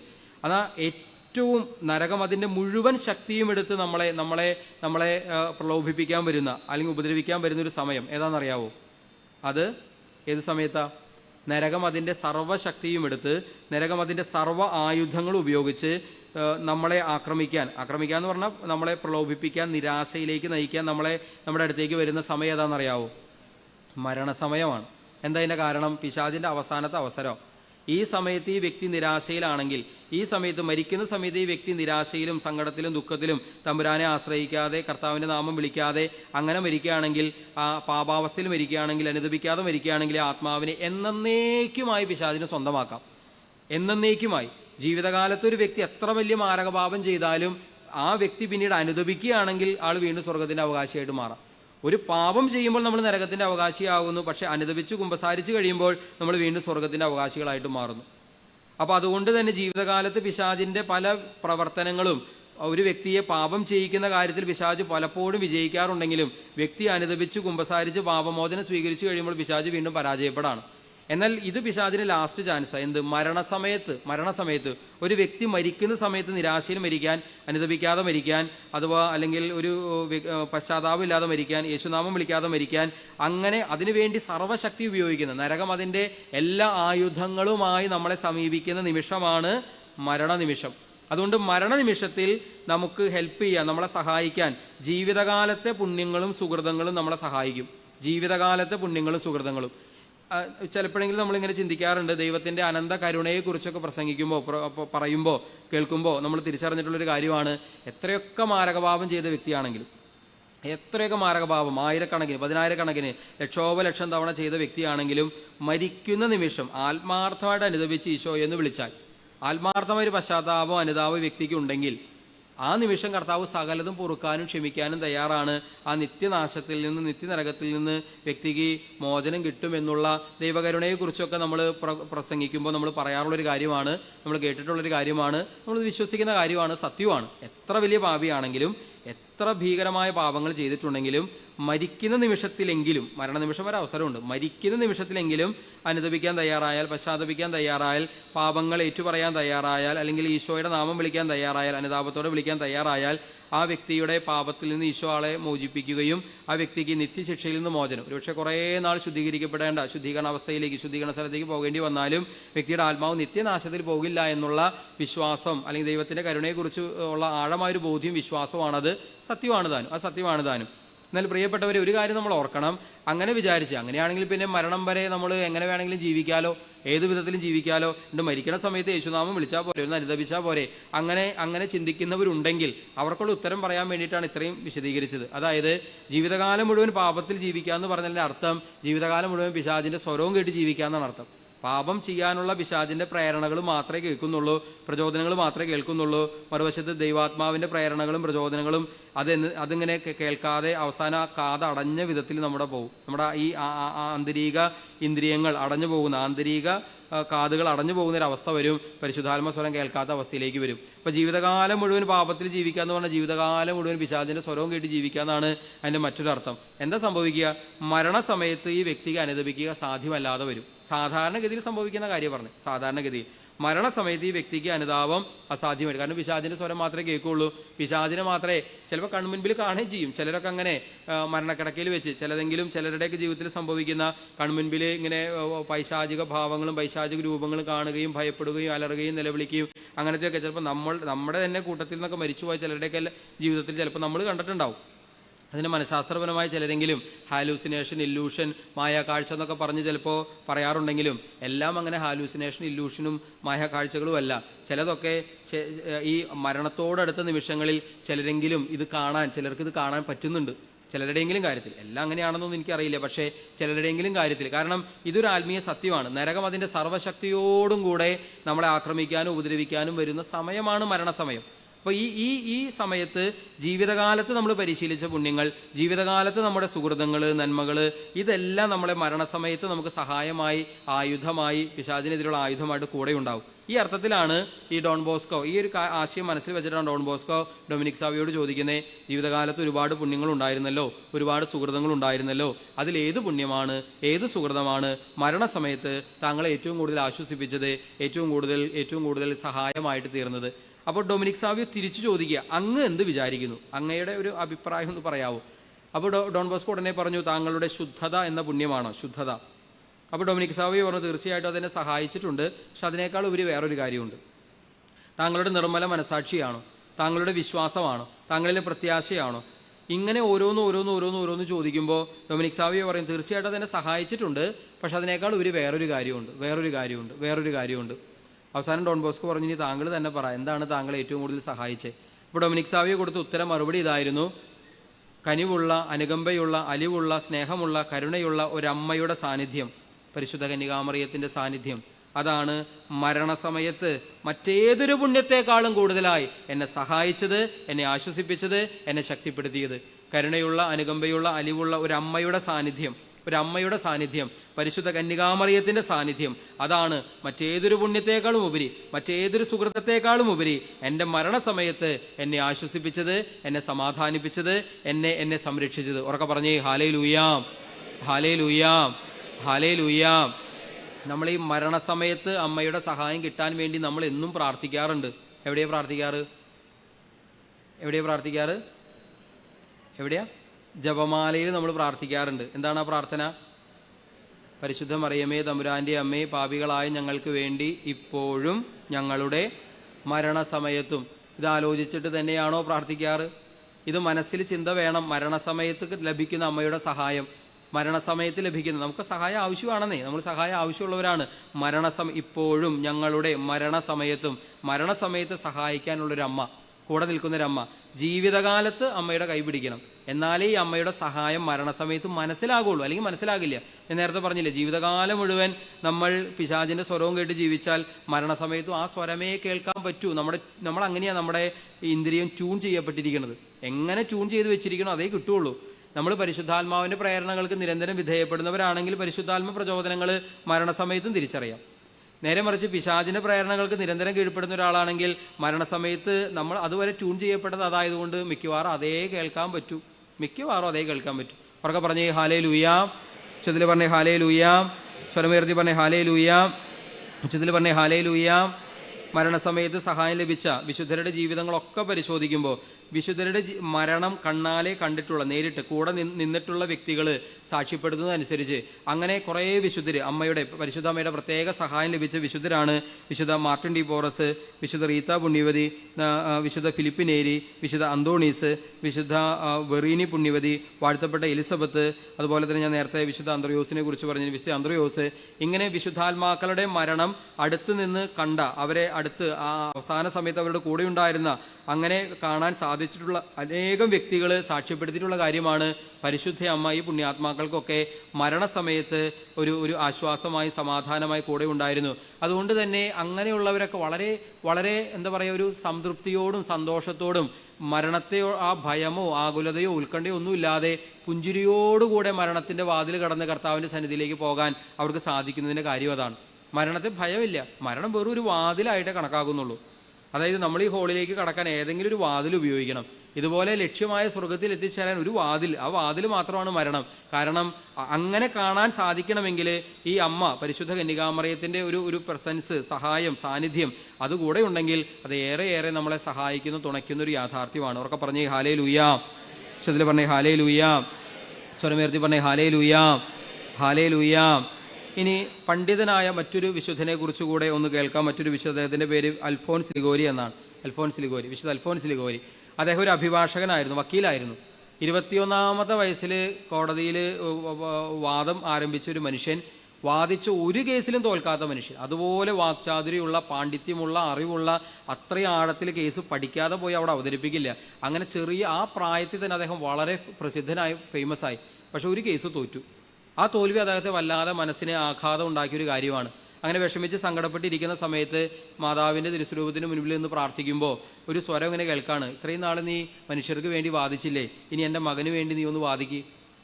ഇത്രയും നാൾ നീ മനുഷ്യർക്ക് വേണ്ടി വാദിച്ചില്ലേ, ഇനി മുതൽ എൻ്റെ മകന് വേണ്ടി നീ ഒന്ന് വാദിക്ക്. കന്യകാമാതാവിൻ്റെ സ്വരമായിരുന്നു, ഈശോയ്ക്ക് വേണ്ടി. അങ്ങനെ ജീവിതം, അതുവരെയുള്ള ജീവിതമൊക്കെ മാറ്റി എല്ലാം ഉപേക്ഷിച്ച് അദ്ദേഹം പിന്നീട് ഒരു വൈദികനാകാനും സമർപ്പിത ജീവിതത്തിലേക്കൊക്കെ വരാനും ഇടവരുന്നു. ഒരു മഹാവിശുദ്ധനായിട്ട് അൽഫോൻസ് ലിഗോരി മാറുകയാണ്. അദ്ദേഹം എഴുതിയ വളരെ മഹത്തായ, കത്തോലിക്ക സഭയിലെ ആത്മീയ ഗ്രന്ഥങ്ങളിൽ ഏറ്റവും മികച്ചതെന്ന് തന്നെ അവകാശപ്പെടാവുന്ന ഒത്തിരി ഗ്രന്ഥങ്ങൾ എഴുതിയിട്ടുള്ള വ്യക്തിയാണ് ഈ അൽഫോൻസ് ലിഗോരി. അതിൽ കന്യകാമാതാവുമായി ബന്ധപ്പെട്ട് അദ്ദേഹം എഴുതിയൊരു പുസ്തകമാണ് ദ ഗ്ലോറീസ് ഓഫ് മേരി, മറിയത്തിൻ്റെ മഹത്വങ്ങൾ. അത് മരിയം വിജ്ഞാനീയത്തിൽ വളരെ പ്രാധാന്യം അർഹിക്കുന്ന, വളരെ സുപ്രധാനമായിട്ടുള്ള ഒരു ഗ്രന്ഥമാണ്. ഉറക്കെ പറഞ്ഞേ ഹാലേ ലൂയാ. ഉച്ചത്തിൽ പറഞ്ഞേ ഹാലേ ലൂയാ. സ്വരമേർത്തി പറഞ്ഞേ ഹാലേ ലൂയാ. ഇനി മറ്റൊരു വിശുദ്ധനെ കുറിച്ച് പറയാം. അദ്ദേഹം പട്ടാളക്കാരനായ വിശുദ്ധനാണ്. സ്പെയിനിൽ ജനിച്ച ഒരു വിശുദ്ധൻ, അല്ലെങ്കിൽ ജനിച്ച ഒരു മനുഷ്യൻ. അദ്ദേഹത്തിൻ്റെ കുഞ്ഞുനാൾ മുതലുള്ള ആഗ്രഹം പട്ടാളത്തിൽ ചേരണം, പട്ടാളക്കാരനാണ്. അന്ന കാലത്ത് ഏറ്റവും അധികം ഒരു സമൂഹത്തിൽ സോഷ്യൽ സ്റ്റാറ്റസ് ഉള്ളൊരു ജോലിയായിരുന്നു പട്ടാള ജോലി. അത് ഇഷ്ടംപോലെ നല്ല പണവും കിട്ടും, മാത്രമല്ല കഴിവും സാമർഥ്യമൊക്കെ ഉണ്ടെങ്കിൽ ഒന്നിൽ നിന്ന് അടുത്ത പദവികളിലേക്ക് ഇങ്ങനെ ഉയർന്നു പോകാം. 17-ാമത്തെ വയസ്സിൽ അദ്ദേഹം സൈന്യത്തിൽ ചേർന്നു. 20-ാമത്തെ വയസ്സിൽ അദ്ദേഹം ക്യാപ്റ്റനായിട്ട് മാറി, സൈന്യത്തിൻ്റെ ക്യാപ്റ്റനായി. അത്രയും കഴിവുള്ള മിടുക്കനായ ആളായിരുന്നു. ഇങ്ങനെ പോയാൽ അദ്ദേഹം അധികം താമസിക്കാതെ സർവ്വസൈന്യാധിപൻ വരെ ആകുമെന്ന് എല്ലാവർക്കും തോന്നി, കാരണം അത്രയും കഴിവുണ്ടായിരുന്നു. പക്ഷേ ഒരു യുദ്ധത്തിൽ, പാമ്പിലോണിയ എന്ന് പറഞ്ഞ സ്ഥലത്ത് വെച്ച് നടന്നൊരു യുദ്ധത്തിൽ അദ്ദേഹത്തിൻ്റെ കാലിന് മുറിവേറ്റു. അങ്ങനെ ചികിത്സാർത്ഥം അദ്ദേഹത്തിന് കുറേ നാൾ ചികിത്സയിലൂടെ കടന്നു പോകേണ്ടി വന്നു. ചികിത്സ കഴിഞ്ഞപ്പോഴേക്കും അദ്ദേഹത്തിൻ്റെ ഒരു കാലിന് നീളക്കുറവ്. അങ്ങനെ കുറേ നാൾ വീണ്ടും അടുത്ത ചികിത്സയായിട്ട് മുന്നോട്ട് പോകേണ്ടി വന്നു. ഇങ്ങനെ അനേക നാൾ ചികിത്സയുടെ ഭാഗമായിട്ട് കടന്നുകൊണ്ട് പ്രത്യേകിച്ചൊന്നും ചെയ്യാനില്ലാത്തതുകൊണ്ട് തന്നെ അദ്ദേഹം വിശുദ്ധ ഗ്രന്ഥം ആഴത്തിൽ വായിക്കാൻ തുടങ്ങി. വിശുദ്ധരുടെ ജീവചരിത്ര പുസ്തകങ്ങൾ വായിക്കാൻ തുടങ്ങി. പ്രത്യേകിച്ച് ക്രിസ്താനുകരണം എന്ന പുസ്തകം, വിശുദ്ധ തോമസ് അക്വിൻപസിൻ്റെ ക്രിസ്താനുകരണം എന്ന പുസ്തകം, അത് വായിച്ച അദ്ദേഹം ഇങ്ങനെ തീക്ഷ്ണത കൊണ്ട് അതുവരെയുള്ള അദ്ദേഹത്തിൻ്റെ ചിന്തകളൊക്കെ മാറി പട്ടാള ജോലി ഉപേക്ഷിക്കാനുള്ളൊരു തീരുമാനത്തിലേക്ക് അദ്ദേഹം എത്തുന്നു. അദ്ദേഹം പിന്നീട് ഈശോയ്ക്ക് വേണ്ടി ഈശോയുടെ പട്ടാളക്കാരനായി തീരാനായി അദ്ദേഹം തീരുമാനമെടുക്കുകയാണ്. പ്രിയപ്പെട്ടവരെ, അങ്ങനെ അദ്ദേഹത്തിന് മുൻപിൽ പിന്നീട് പരിശുദ്ധ കന്യകാമറിയം ഉണ്ണീശോയോടൊപ്പം പ്രത്യക്ഷപ്പെട്ടിരുന്നു. പല പ്രാവശ്യം, ഒരു വട്ടമല്ല, പല പ്രാവശ്യം പ്രത്യക്ഷപ്പെട്ടിരുന്നു. അങ്ങനെ അദ്ദേഹത്തിൻ്റെ അതുവരെയുള്ള ജീവിത രീതികളെല്ലാം മാറ്റി അദ്ദേഹം പൂർണ്ണമായും ഒരു സമർപ്പിത ജീവിതത്തിലേക്ക് വഴിമാറുന്നു. അദ്ദേഹം ഒരു മഹാവിശുദ്ധനായിട്ട് തീരുന്നു. ആരാണെന്നറിയാവോ ഈ മഹാവിശുദ്ധൻ? ഇഗ്നേഷ്യസ് ലയോള എന്ന മഹാവിശുദ്ധൻ. അദ്ദേഹമാണ് ഈശോ സഭയുടെ സ്ഥാപകൻ. ഈശോ സഭയുടെ സ്ഥാപകനും കൂടെയായ സാക്ഷാൽ ഇഗ്നേഷ്യസ് ലയോളയുടെ ജീവിതമാണിത്. കന്യകാമറിയം ചുലത്തിയ ഒരു നമുക്ക് എന്താ പറയുക, അത്ഭുതകരമായി തോന്നാവുന്ന സ്വാധീനത്തിലൂടെ ഒരു മഹാവിശുദ്ധനായിട്ട് തീർന്ന പുണ്യാത്മാവ്. ഉറക്കെ പറഞ്ഞേ ഹാലേ ലൂയാ. ചെതിൽ പറഞ്ഞേ ഹാലേ ലൂയാ. രണ്ട് കരങ്ങൾ ഉയർത്തി പറഞ്ഞേ ഹാലേ ലൂയാ, ഹാലേ ലൂയാ, ഹാലേ ലൂയാ. ഇനി അടുത്തതായി തങ്ങളുടെ ദൈവവിളിയിൽ അമ്മയുടെ ഇടപെടൽ മൂലം സഹായം ലഭിച്ച ഒരു വ്യക്തതയോടെ തീരുമാനങ്ങൾ എടുക്കാൻ സാധിച്ചിട്ടുള്ള ഏതാനും ചില വിശുദ്ധരെ കുറിച്ച് നോക്കാം. വിശുദ്ധ അലോഷ്യസ് ഗോൺസാഗ, ഒരാൾ അദ്ദേഹമാണ്, വിശുദ്ധ അലോഷ്യസ് ഗോൺസാഗ. അദ്ദേഹത്തിന് വൈദികനാകാൻ ആഗ്രഹം, അല്ലെങ്കിൽ സമർപ്പിത ജീവിതത്തിലേക്ക് വരാൻ ആഗ്രഹം. പക്ഷേ ഏത് സന്യാസഭയിൽ ചേരണമെന്ന് അദ്ദേഹത്തിന് മനസ്സിലാകുന്നില്ല. ഒരു വൈദിക നിർദ്ദേശമനുസരിച്ച് അദ്ദേഹം ജപമാല ചൊല്ലി പ്രാർത്ഥിച്ച് കന്യകാമാതാവിൻ്റെ സന്നിധിയിൽ നിരന്തരം പ്രാർത്ഥിച്ച് ഒരു ദിവസം ഒരു വിഷൻ ഉണ്ടാവുകയാണ്. ആ ദർശനം അനുസരിച്ച് അദ്ദേഹത്തിന് മനസ്സിലാകുന്നു ഈശോ സഭയിലാണ് താൻ ചേരേണ്ടതെന്ന്. അങ്ങനെ അദ്ദേഹം ഈശോ സഭയിൽ ചേർന്നൊരു മഹാവിശുദ്ധനായ പുരോഹിതനായിട്ട് തീരാണ്. അതുപോലെ ലീമായിൽ വിശുദ്ധ റോസ് എവിടെ ഏത് സമൂഹത്തിലേക്കാണ്, സമർപ്പിത സമൂഹത്തിലേക്കാണ് ചേരേണ്ടതെന്ന് അറിയാതെ കന്യകാമാതാവിന് സ്വയം സമർപ്പിച്ച് നിരന്തരം പ്രാർത്ഥിച്ച് അവസാനം ഡൊമിനിക്കൻ മൂന്നാം സഭയിലാണ് തൻ്റെ ദൈവവിളിയെന്ന് തിരിച്ചറിഞ്ഞ് അങ്ങനെ സഭയിലേക്ക് ചേരുന്ന വ്യക്തി. ഇനി പരിശുദ്ധ തൃത്വത്തിൻ്റെ വാഴ്ത്തപ്പെട്ട എലിസബത്ത് ഇതുപോലെ കാർമൽ സഭയിൽ ചേരാനായിട്ട് ഇടവന്നത് ഇതുപോലെ പരിശുദ്ധ കന്യകാമറിയത്തോട് പ്രാർത്ഥിച്ച് ആ സഹായം ഒരു വെളിപ്പെടുത്തലിലൂടെ മനസ്സിലാക്കി. അങ്ങനെയാണ് കർമ്മലീത്ത പാരമ്പര്യത്തിലേക്ക് ഈ വിശുദ്ധാത്മാവ് വരുന്നത്. അപ്പോൾ ദൈവവിളിയിൽ സഹായം ലഭിച്ചിട്ടുള്ള അനേകം വിശുദ്ധാത്മാക്കൾ, പരിശുദ്ധമ്മയുടെ സഹായം ലഭിച്ചിട്ടുള്ള അനേകം വിശുദ്ധാത്മാക്കളെ നമുക്ക് മനസ്സിലാക്കാനായിട്ട് സാധിക്കും. പ്രിയപ്പെട്ടവരെ, നമ്മളപ്പോൾ ഒരു 8-9 മേഖലകളിലൂടെ കടന്നുപോയി. വിശുദ്ധരുടെ ജീവിതത്തിൽ പരിശുദ്ധ കന്യകാമറിയം സഹായിച്ച വിധങ്ങളും അവരെ വിശുദ്ധി പരിശീലിപ്പിച്ച വിധങ്ങളും ഒരു മഹാവിശുദ്ധരായിട്ട് തീർന്നതിനെ പരിശുദ്ധ കന്യകാമറിയം ചെലുത്തിയ സ്വാധീനങ്ങളും നമ്മളൊന്ന് മനസ്സിലാക്കാനായിട്ട് ശ്രമിക്കുകയായിരുന്നു. ആദ്യം ഭാരതസഭയിലെ വിശുദ്ധരെ കുറിച്ച് പറഞ്ഞു. പിന്നെ കുഞ്ഞുനാളിൽ തന്നെ അമ്മമാർ മരിച്ചുപോയി കന്യകാമറിയത്തെ അമ്മയായി സ്വീകരിച്ച് മഹാവിശുദ്ധിയിലേക്ക് എത്തിച്ചേർന്ന വിശുദ്ധരെ കുറിച്ച് പറഞ്ഞു. അതുപോലെ രക്തസാക്ഷികളായ വിശുദ്ധരെ കുറിച്ച് പറഞ്ഞു. തുടർന്ന് അപ്പസ്തോലന്മാരെ കുറിച്ച് പറഞ്ഞു. ചെറിയ പ്രായത്തിൽ തന്നെ മരിച്ചുപോയ വിശുദ്ധനായ വിശുദ്ധ ഡൊമിനിക് സാവിയെക്കുറിച്ചും പണ്ഡിതനായ ഒരു വിശുദ്ധനെക്കുറിച്ചും പട്ടാളക്കാരനായ ഒരു വിശുദ്ധനെക്കുറിച്ചും ദൈവവിളിയിൽ പരിശുദ്ധമ്മയുടെ സഹായം സ്വീകരിച്ചുള്ള വിശുദ്ധരെ കുറിച്ചും ഒക്കെ നമ്മൾ പറഞ്ഞു. ഇതെല്ലാം പറഞ്ഞു ഇതുപോലെ പറഞ്ഞു തുടങ്ങിയാൽ കത്തോലിക്ക സഭയിലെ മുഴുവൻ വിശുദ്ധരെ കുറിച്ച് വേണമെങ്കിൽ നമുക്കിതുപോലെ പറയാം. കന്യക അമ്മയുടെ കരം പിടിച്ചാണ് ഇവരൊക്കെ ഈശോയിലേക്കും ഈശോ വഴി ദൈവപിതാവിൻ്റെ സന്നിധിയിലേക്കും എത്തിയത്. വിശുദ്ധി പാലിക്കാനും വിശുദ്ധി പ്രാപിക്കാനും വിശുദ്ധിയിൽ വളരാനും കന്യകാമറിയം നൽകുന്ന സഹായം, സംരക്ഷണം, തുണ അത് നമ്മളുടെ എല്ലാ ഊഹങ്ങൾക്കും അപ്പുറത്താണ്. അപ്പം അതുകൊണ്ട് തന്നെ നമുക്ക് പൂർണ്ണമായിട്ടും നമ്മളെ ഇപ്പോൾ ജോൺ പോൾ രണ്ടാമൻ മാർപ്പാപ്പയുടെ ആ പ്രാർത്ഥന നമുക്കും സ്വന്തമായിട്ട് മാറ്റാം. അമ്മേ, ഞാൻ പൂർണ്ണമായും അമ്മയുടേതാണ്. അമ്മേ, ഞാൻ പൂർണ്ണമായും അമ്മയുടേതാണ്. അങ്ങനെ പൂർണ്ണമായിട്ട് നമുക്ക് അമ്മയെ സമർപ്പിച്ച് വ്യക്തിപരമായ ഒരു ബന്ധം, അമ്മയോട് മകൾക്കുള്ള ആ സ്നേഹം, അതിൽ വളരാൻ ബോധപൂർവം ശ്രമിക്കുക. പ്രാർത്ഥനകൾ ചൊല്ലിയാൽ മാത്രമല്ല ഞാൻ പറയണേ, പ്രാർത്ഥനകൾ അതിൻ്റെ അടുത്ത ഘട്ടമാണ്. പക്ഷെ വ്യക്തിപരമായൊരു ബന്ധം, വ്യക്തിപരമായി എൻ്റെ അമ്മ, എൻ്റെ ഈ ഭൗമിക മാതാവ് എൻ്റെ ശാരീരിക വളർച്ചയ്ക്ക് വേണ്ടി എന്തുമാത്രം എന്നെ ഇന്ന് വരെ സഹായിക്കുന്നുണ്ടോ അതിനേക്കാളൊക്കെ എത്രയോ ഉപരിയായി ഈ ആത്മീയ മാതാവ് എൻ്റെ ആത്മാവിൻ്റെ വളർച്ചയ്ക്കായി അഥവാ വിശുദ്ധിയിൽ വളരാനായി ഈ അമ്മേനെ സഹായിക്കുന്നു. നമ്മൾ വ്യക്തിപരമായി എൻ്റെ സ്വന്തം അമ്മയോട് എനിക്കുള്ളതുപോലെ അതിനേക്കാളധികം ആഴമായ വ്യക്തിപരമായ പുത്രീ സഹജമായ ഒരു ബന്ധം നമുക്ക് ബോധപൂർവം അത് പരിശീലിക്കാം. നമ്മൾ ഒത്തിരി പ്രാർത്ഥിക്കുന്നവർക്ക് പോലും ഇങ്ങനൊരു ബന്ധം ഉണ്ടോ എന്നുള്ളതൊരു സംശയമാണ്. ബന്ധമുണ്ടോ? അമ്മയെ ശരിക്കും അമ്മയായി തന്നെ മനസ്സിൽ അങ്ങനെ ഒരു സ്നേഹം, ഒരു സമർപ്പണം നമ്മുടെ ഉള്ളിലുള്ള, അതുപോലെ വ്യക്തിപരമായ ഇപ്പോൾ അമ്മയെക്കുറിച്ച് ധ്യാനിക്കുമ്പോൾ, അമ്മ കടന്നുപോയ വ്യാകുലങ്ങളെക്കുറിച്ച് സങ്കടങ്ങളെക്കുറിച്ച് ധ്യാനിക്കുമ്പോൾ ഉള്ളിലൊരു വിങ്ങലൊക്കെ അനുഭവപ്പെടും. ഇതുപോലെ വ്യക്തിപരമായി പരിശുദ്ധ കന്യകാമറിയത്തെ സ്വന്തം അമ്മയായി സ്വീകരിച്ചിട്ടുള്ളൊരു ബന്ധം ഉണ്ടോ ഇല്ലയോ നമുക്ക് സ്വയം ഒന്ന് ആത്മപരിശോധന ചെയ്യാം. ഒത്തിരി പേർക്കത് ഉണ്ടാകട്ടെ. എല്ലാവർക്കും തന്നെ അങ്ങനെ ഒരു ബന്ധം വ്യക്തിപരമായി അമ്മയോട് പറഞ്ഞ് അമ്മ വഴി ഈശോയ്ക്ക് കാര്യങ്ങൾ സമർപ്പിക്കുന്ന ഒരു രീതിയിലേക്ക്, അമ്മ വഴി ഈശോയിൽ ഇപ്പോൾ നമുക്ക് തോന്നുന്നു അതിപ്പോൾ ഈശോയ്ക്ക് കാര്യം ഈശോയ്ക്ക് അറിയാലോ, ഈശോയോട് നേരിട്ട് പറഞ്ഞാൽ പോരെ, ഈശോയോട് നേരിട്ട് പറയേണ്ട കാര്യമല്ലേ ഉള്ളൂ. അതിപ്പോൾ അമ്മ വഴി എന്തിനാ പറയണേ?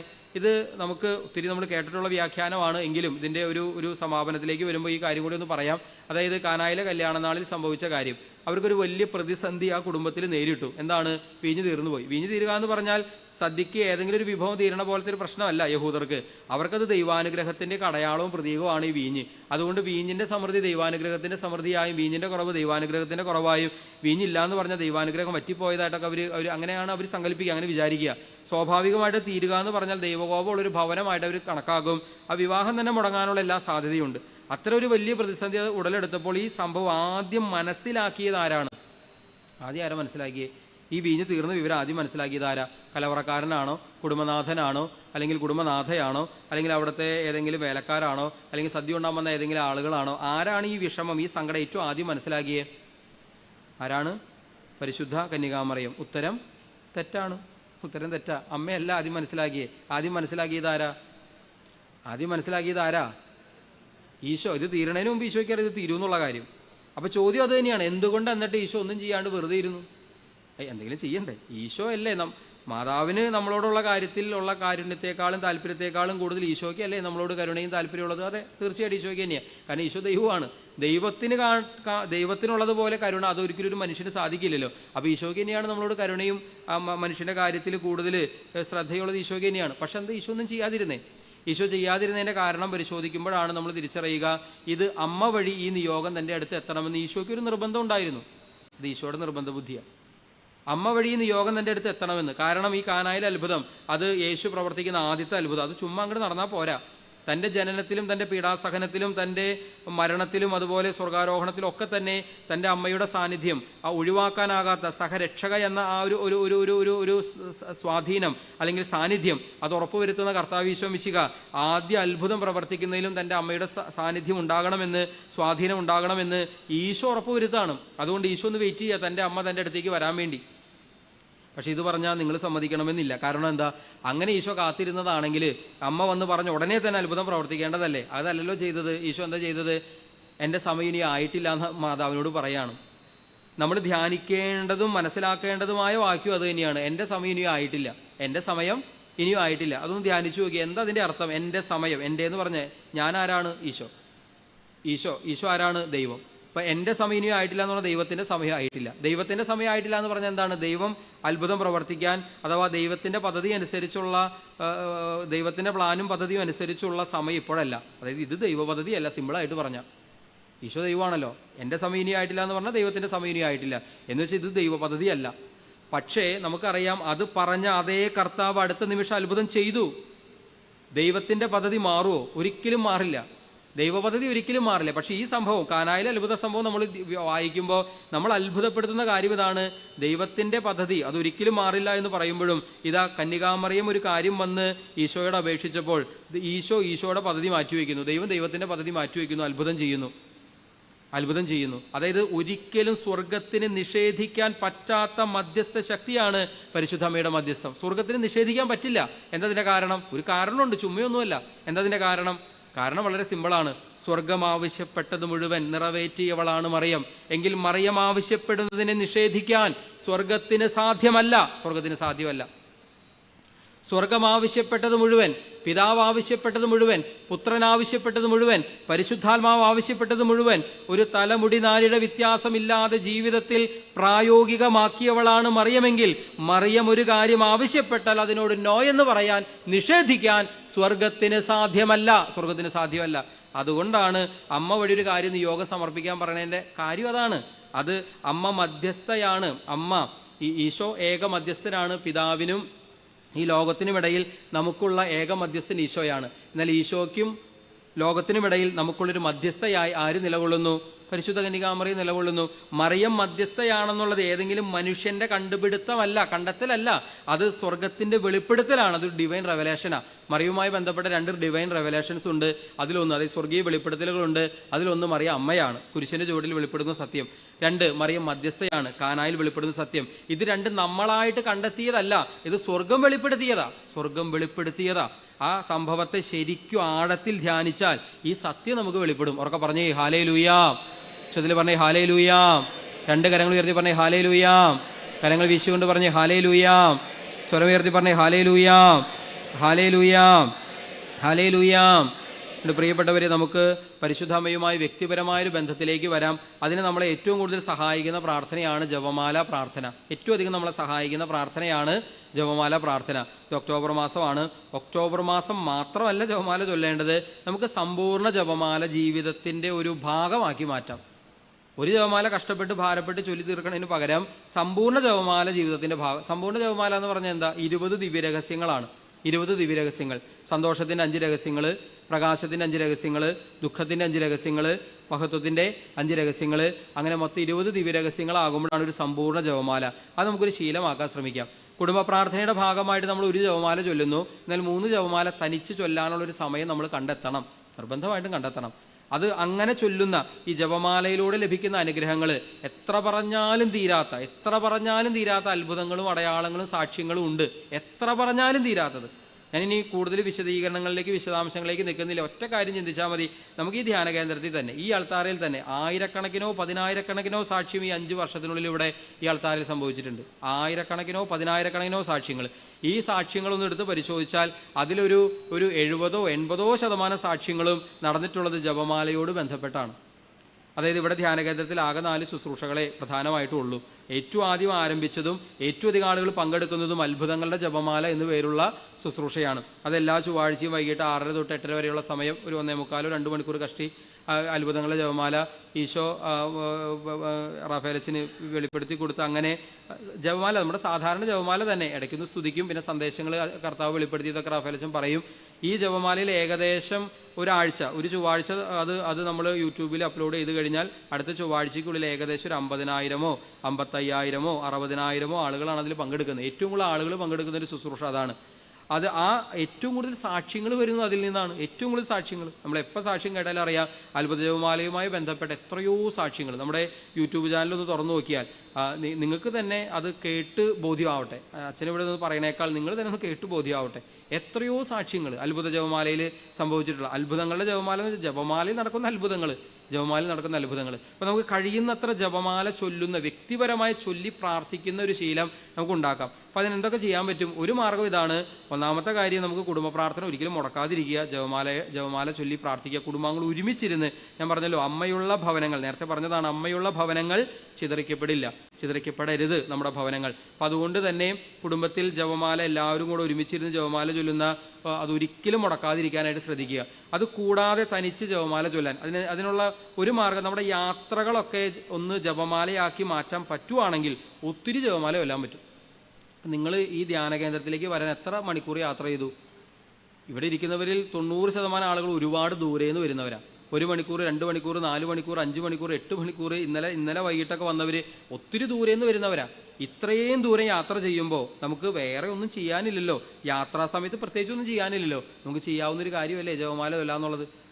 ഒരുപക്ഷെ 10, 20, 30 ജപമാല ഈ സമയം കൊണ്ട് ഇവിടെ എത്തുന്നതിന് മുമ്പ് ചൊല്ലാൻ പറ്റും. അതിന് മാത്രം സമയം, അത്രയും സമയം എടുത്ത് വരുന്നവരാണ്. ഇനി തിരിച്ചു പോകുന്ന അത്രയും തന്നെ സമയം. അപ്പം അങ്ങനെ ജപമാല ചൊല്ലി ഒരുങ്ങിയാണ് നമ്മൾ വരുന്നതെങ്കിൽ ശുശ്രൂഷയിൽ നമുക്ക് അനുഗ്രഹങ്ങളുടെ കലവറ, അത് ഒരു തടസ്സമില്ലാതെ വലിയൊരു വെള്ളച്ചാട്ടം പോലെ നമ്മുടെ ജീവിതത്തിലേക്ക് മഹാപ്രവാഹമായിട്ട് ദൈവകൃപയും ദൈവാനുഗ്രഹം ഒഴുകും. കാരണം ഈ അമ്മ അതുപോലെ കൂടെ നിന്ന് സഹായിക്കും. ചരിത്രം ഇന്ന് വരെ പരിശോധിച്ചാൽ സംഭവിച്ചിട്ടുള്ള ഏതൊക്കെയോ കാലഘട്ടങ്ങളിൽ എവിടെയൊക്കെയോ സംഭവിച്ച ഏതൊക്കെയോ പുസ്തകങ്ങൾ എഴുതപ്പെട്ട കാര്യങ്ങളെക്കുറിച്ചല്ല ഞാൻ പറയണേ. നേരെ മറിച്ച് നമ്മുടെ കാലഘട്ടത്തിൽ നമ്മൾ അനുദിന സാക്ഷികളായിട്ടുള്ള എത്രയോ അത്ഭുത സംഭവങ്ങൾ നമ്മൾ സാക്ഷികളായിട്ടുള്ളത്. അപ്പം അതൊന്ന് വിശ്വസിക്കുക, ഏറ്റെടുക്കുക. അത് വിശ്വസിക്കുക, ഏറ്റെടുക്കുക മാത്രം, അതുപോലെ ചൊല്ലാൻ തയ്യാറാവുക. എന്തുമാത്രം ജപമാല ചൊല്ലാൻ പറ്റുമോ അത്രയും ജപമാല ബോധപൂർവം സമയം കണ്ടെത്തി ചൊല്ലാനായിട്ട് ശ്രമിക്കുക. പേദ്രോപ്പി എന്ന വിശുദ്ധൻ പലപ്പോഴും ദിവസത്തിൽ 40 ജപമാല വരെ ചൊല്ലിയ ദിവസങ്ങളുണ്ട്. 40 ജപമാല വരെ ചൊല്ലിയ ദിവസങ്ങൾ. എന്നും ചൊല്ലാൻ ചിലപ്പോൾ പറ്റില്ല, കാരണം എപ്പോഴും കൂടിയിരുന്ന് കുമ്പസാരിപ്പിക്കുന്ന ഒരാളാണ്. അതുകൊണ്ട് തന്നെ ചിലപ്പോൾ എല്ലാ ദിവസവും 40 പറ്റിയെന്ന് വരില്ല. പക്ഷെ സമയം കിട്ടുകയാണെങ്കിൽ അതുപോലെ ജപമാല. അപ്പോൾ അദ്ദേഹത്തോട് ഒരിക്കലും ഒരു പെൺകുട്ടി ചോദിക്കുന്നുണ്ട്, അങ്ങയുടെ ഇത്രയൊക്കെ പൈശാചിക ഉപദ്രവമൊക്കെ നേരിടുന്ന അങ്ങയ്ക്ക് ഇതൊക്കെ എങ്ങനെ ഇതിനെ പ്രതിരോധിക്കാൻ സാധിക്കണമെന്ന് ചോദിക്കുമ്പോൾ പാദ്രോപ്പിയോ പറയുന്നുണ്ട്, എൻ്റെ കയ്യിൽ ഒരു രഹസ്യ ആയുധമുണ്ട്. എന്താണെന്ന് ചോദിച്ചപ്പോൾ പുഞ്ചിരിയോടെ പറഞ്ഞു, ജപമാലയാണ്. അതുകൊണ്ട് പ്രിയപ്പെട്ടവരെ, നമുക്ക് ജപമാല കഴിയുന്നത്ര ചൊല്ലാൻ, എപ്പോൾ ചൊല്ലാം, എങ്ങനെ ചൊല്ലാം, ഏത് രീതിയിൽ ചൊല്ലാം എന്നൊക്കെ നമ്മൾ സ്വയം വഴികൾ കണ്ടെത്തുക. എന്നിട്ട് ധാരാളമായിട്ട്, പ്രത്യേകിച്ച് നമ്മളിപ്പോൾ ഈ ശുശ്രൂഷയ്ക്ക് വരുമ്പോഴും തിരിച്ച് വീട്ടിലേക്ക് പോകുമ്പോഴും ഇന്ന് തന്നെ അതൊന്ന് പരിശീലിക്കാൻ ശ്രമിക്കുക. നമ്മൾ ഈ കേൾക്കുന്ന കാര്യങ്ങൾ പ്രാക്ടീസ് ചെയ്യാൻ 24 മണിക്കൂറിനുള്ളിൽ ശ്രമിച്ചില്ലെങ്കിൽ വചനത്തിൻ്റെ വിത്തുകൾ കൊത്തിപ്പെറുക്കിക്കൊണ്ട് പോകാൻ പിശാച് അടുത്തുണ്ടെന്ന് ഓർത്തേക്കണം. ഈ വചനവിത്ത് പെറുക്കിക്കൊണ്ട് പോകുന്ന പക്ഷികളെക്കുറിച്ച് ബൈബിളിൽ നമ്മൾ വായിക്കുന്നുണ്ട്. വിതക്കാരൻ വചനം വിതച്ചതിനെക്കുറിച്ചും അത് പലതും വഴിയരികിൽ വീണതൊക്കെ പക്ഷികൾ വന്ന് കൊത്തി തിന്നു എന്ന് പറയുന്നില്ലേ. പക്ഷിയെ പിശാചായിട്ടാണ് കർത്താവ് തന്നെ അതിൽ ഉപമിക്കുന്നത്. ഓർക്കുക, നമ്മളൊരു വചനം കേട്ട് 24 മണിക്കൂറിൽ ഇത് പ്രാക്ടീസ് ചെയ്യുന്നില്ലെങ്കിൽ ആത്മീയ പിതാക്കന്മാർ പറയുന്ന കാര്യമാണ്, അത് പിശാച് പെറുക്കിക്കൊണ്ടു പോകും. ഇപ്പം കേട്ടത് നിങ്ങൾ 24 മണിക്കൂറിനുള്ളിൽ പ്രാക്ടീസ് ചെയ്തിരിക്കണം. ആ ജപമാല അത് നാളെ ആവട്ടെ എന്ന് വിചാരിക്കണ്ട. ഇന്ന് തന്നെ ഇതിനോടകം ഒരു സമ്പൂർണ്ണ ജപമാല ചൊല്ലിയിട്ടില്ലെങ്കിൽ ഇന്ന് തന്നെ സമ്പൂർണ്ണ ജപമാല, അത് നിങ്ങൾ വീട്ടിലേക്ക് പോകുന്ന സമയത്താകാം, ഉറങ്ങുന്നതിന് മുമ്പ് എപ്പോഴെങ്കിലും ഒരു 4 ജപമാല ചൊല്ലാനായിട്ട് പരിശ്രമിക്കുക. ഞാൻ കൂടുതൽ കാര്യങ്ങളിലേക്ക് കടക്കുന്നില്ല, നമ്മുടെ സമയത്തിൻ്റെ പരിമിതിയിൽ കൂടുതൽ കാര്യങ്ങളിലേക്ക് കടക്കുന്നില്ല. ജപമാലയെക്കുറിച്ച് മഹാത്മാക്കൾ പറഞ്ഞ ഏതാനും ചില കാര്യങ്ങൾ കൂടെ പറഞ്ഞിട്ട് അവസാനിപ്പിക്കുകയാണ്. വിശുദ്ധരായ വ്യക്തികൾ, വിശുദ്ധാത്മാക്കൾ പറഞ്ഞിട്ടുള്ള ഏതാനും ചില കാര്യങ്ങൾ, ജപമാലയെക്കുറിച്ച് പറഞ്ഞിട്ടുള്ള കാര്യങ്ങൾ. ബെനഡിക്റ്റ് 15 പാപ്പ പറഞ്ഞിട്ടുള്ളത് ഇങ്ങനെയാണ്: ജപമാല ഒരു സമ്പൂർണ്ണ പ്രാർത്ഥനയാണ്. അതുവഴി നാം ദൈവത്തെ സ്തുതിക്കുന്നു, ജീവിതത്തിന് സനാതന പാഠങ്ങൾ ലഭിക്കുന്നു, ദൈവകൃപ ലഭിക്കുന്നു, നാം വിജയം നേടുന്നു. വിശുദ്ധ ക്ലെമന്റ് പറഞ്ഞിട്ടുള്ള വാക്കുകൾ: ഒരു പാപിയെ മാനസാന്തരപ്പെടുത്തുന്നതിന് മുമ്പ് ഒരു ജപമാല ചൊല്ലിയാൽ ആ പാപി മാനസാന്തരപ്പെടാതിരിക്കുന്നത് ഞാൻ കണ്ടിട്ടില്ല. 9 പീയൂസ് മാർപ്പാപ്പ പറയുന്നത് എങ്ങനെയാണ്? നേരത്തെ ഞാൻ പറഞ്ഞിരുന്നതാണ്. വത്തിക്കാൻ കൊട്ടാരം മുഴുവൻ പരിശോധിക്കൂ, നിങ്ങൾക്ക് അവിടെ ജപമാലയേക്കാൾ അമൂല്യമായൊരു നിധി കണ്ടെത്തുക സാധ്യമല്ല. 6 പീയൂസ് മാർപ്പാപ്പ പറഞ്ഞിട്ടുള്ളത് ജപമാല പ്രാർത്ഥന സുവിശേഷ പ്രാർത്ഥനയാണ്, സുവിശേഷ അധിഷ്ഠിതമാണ്. വിശുദ്ധ ലൂയി മോൺഫോർട്ട് പറയുന്നു: ദിവസവും ജപമാല ചൊല്ലുന്നവൻ പാപത്തിൽ വീഴുകയില്ല, ഇതെൻ്റെ രക്തം കൊണ്ട് ഞാൻ എഴുതിത്തരാം. ഇങ്ങനെ വിശുദ്ധാത്മാക്കൾ ജപമാലയെക്കുറിച്ച് പറഞ്ഞിട്ടുള്ള കോട്ടിങ്സ് തന്നെ ഞാൻ വെറുതെ നിങ്ങളുടെ മുൻപിലൊന്ന് വായിക്കാൻ വേണ്ടി മാത്രമായിട്ടൊരു പുസ്തകം ഈ മാർപ്പാപ്പമാർ പറഞ്ഞിട്ടുള്ളത്, വിശുദ്ധർ പറഞ്ഞിട്ടുള്ളത് വെറുതെ ഒന്ന് എടുത്തു. അതിൽ തന്നെ 100 കണക്കിന് കാര്യങ്ങൾ കാണാം, 100 കണക്കിന് കാര്യങ്ങൾ മാർപ്പാപ്പമാർ പറഞ്ഞിട്ടുള്ളത്. വിശുദ്ധ വെറുതെ ഒരു ഇതിന് വേണ്ടിയിട്ട് ഉർബൻ 2 മാർപ്പാപ്പ അനുദിന ജപമാല പ്രാർത്ഥന അർപ്പിക്കുന്നത് വഴി നവമായ ചൈതന്യവും വിശ്വാസത്തിൻ്റെ ഉണർവും ഉണ്ടാകാൻ ഉപകരിക്കും. ലോകത്തിൽ അനുഭവിക്കുന്ന പൈശാചിക ശക്തികളിൽ നിന്നുള്ള മോചനത്തിനായി വിശ്വാസി കഴിയുന്നത്ര പ്രാവശ്യം നന്മ നിറഞ്ഞ മറിയമേ എന്ന പ്രാർത്ഥന ചൊല്ലണം. മറിയത്തിൻ്റെ സങ്കീർത്തനമാണ് ഈ പ്രാർത്ഥന. ബെനഡിക്റ്റ് 12 മാർപ്പാപ്പ: ലോകത്തിൽ ഇന്ന് നിലനിൽക്കുന്ന തെറ്റുകൾക്കും തിന്മകൾക്കും എതിരായ പരിഹാരമാണ് ജപമാല സമർപ്പണം. സഭയെ ബാധിക്കുന്ന രോഗത്തിനുള്ള ഉചിതമായ ഔഷധമാണ് ജപമാല. ഗ്രിഗറി 12 മാർപ്പാപ്പ: വിശ്വാസികൾ നഷ്ടപ്പെട്ട ദൈവാനുഗ്രഹം വീണ്ടെടുക്കുന്നതിനുള്ള ഉത്തമമായ ഉപാധിയും കരുത്തുറ്റ ഉപകരണവുമാണ് ജപമാല. എവുജിൻ 4 മാർപ്പാപ്പ: കത്തോലിക്കാ സഭയിൽ നിന്ന് വേർപിരിഞ്ഞു നിൽക്കുന്ന സഭകളുടെ മാനസാന്തരത്തിനും തിരിച്ചുവരവിനും ഉപകരിക്കുന്ന ശക്തമായ പ്രാർത്ഥനയാണ് ജപമാല. ഇങ്ങനെ മാർപ്പാപ്പമാർ പറഞ്ഞ കാര്യങ്ങൾ തന്നെ, വിശുദ്ധരായ മാർപ്പാപ്പമാർ പറഞ്ഞ കാര്യങ്ങൾ, അനേകം വിശുദ്ധാത്മാക്കൾ പറഞ്ഞ കാര്യങ്ങൾ തന്നെ ജപമാലയെ പറ്റി. അപ്പോൾ അവർക്കൊക്കെ അത്രയും ബോധ്യമുള്ള, ഈ 2000 വർഷങ്ങൾ സഭയെ അത്രത്തോളം സഹായിച്ചിട്ടുള്ള ഒന്നാണ് മരിയഭക്തിയും ജപമാല ഭക്തിയും. ഒക്ടോബർ മാസം 10 ദിവസം പള്ളിയിൽ പോയി ആഘോഷമായ ജപമാല നടത്തി അതിൽ മാത്രം സംതൃപ്തിപ്പെട്ട് നമ്മൾ മുന്നോട്ട് പോകല്ല വേണ്ടത്. അതൊക്കെ നമ്മളെ കൂടുതൽ ഉത്സാഹത്തോടെ ജപമാല ചൊല്ലാനുള്ള മാർഗങ്ങളാണ്. അതിൽ നിന്ന് ഊർജ്ജം ഉൾക്കൊണ്ടുകൊണ്ട് അനുദിന ജീവിതത്തിൽ കഴിയുന്നത്ര ജപമാല ചൊല്ലുന്നവരായി മാറാനായിട്ട് നമുക്ക് പരിശ്രമിക്കാം. നമുക്ക് എഴുന്നേറ്റ് നിൽക്കാം.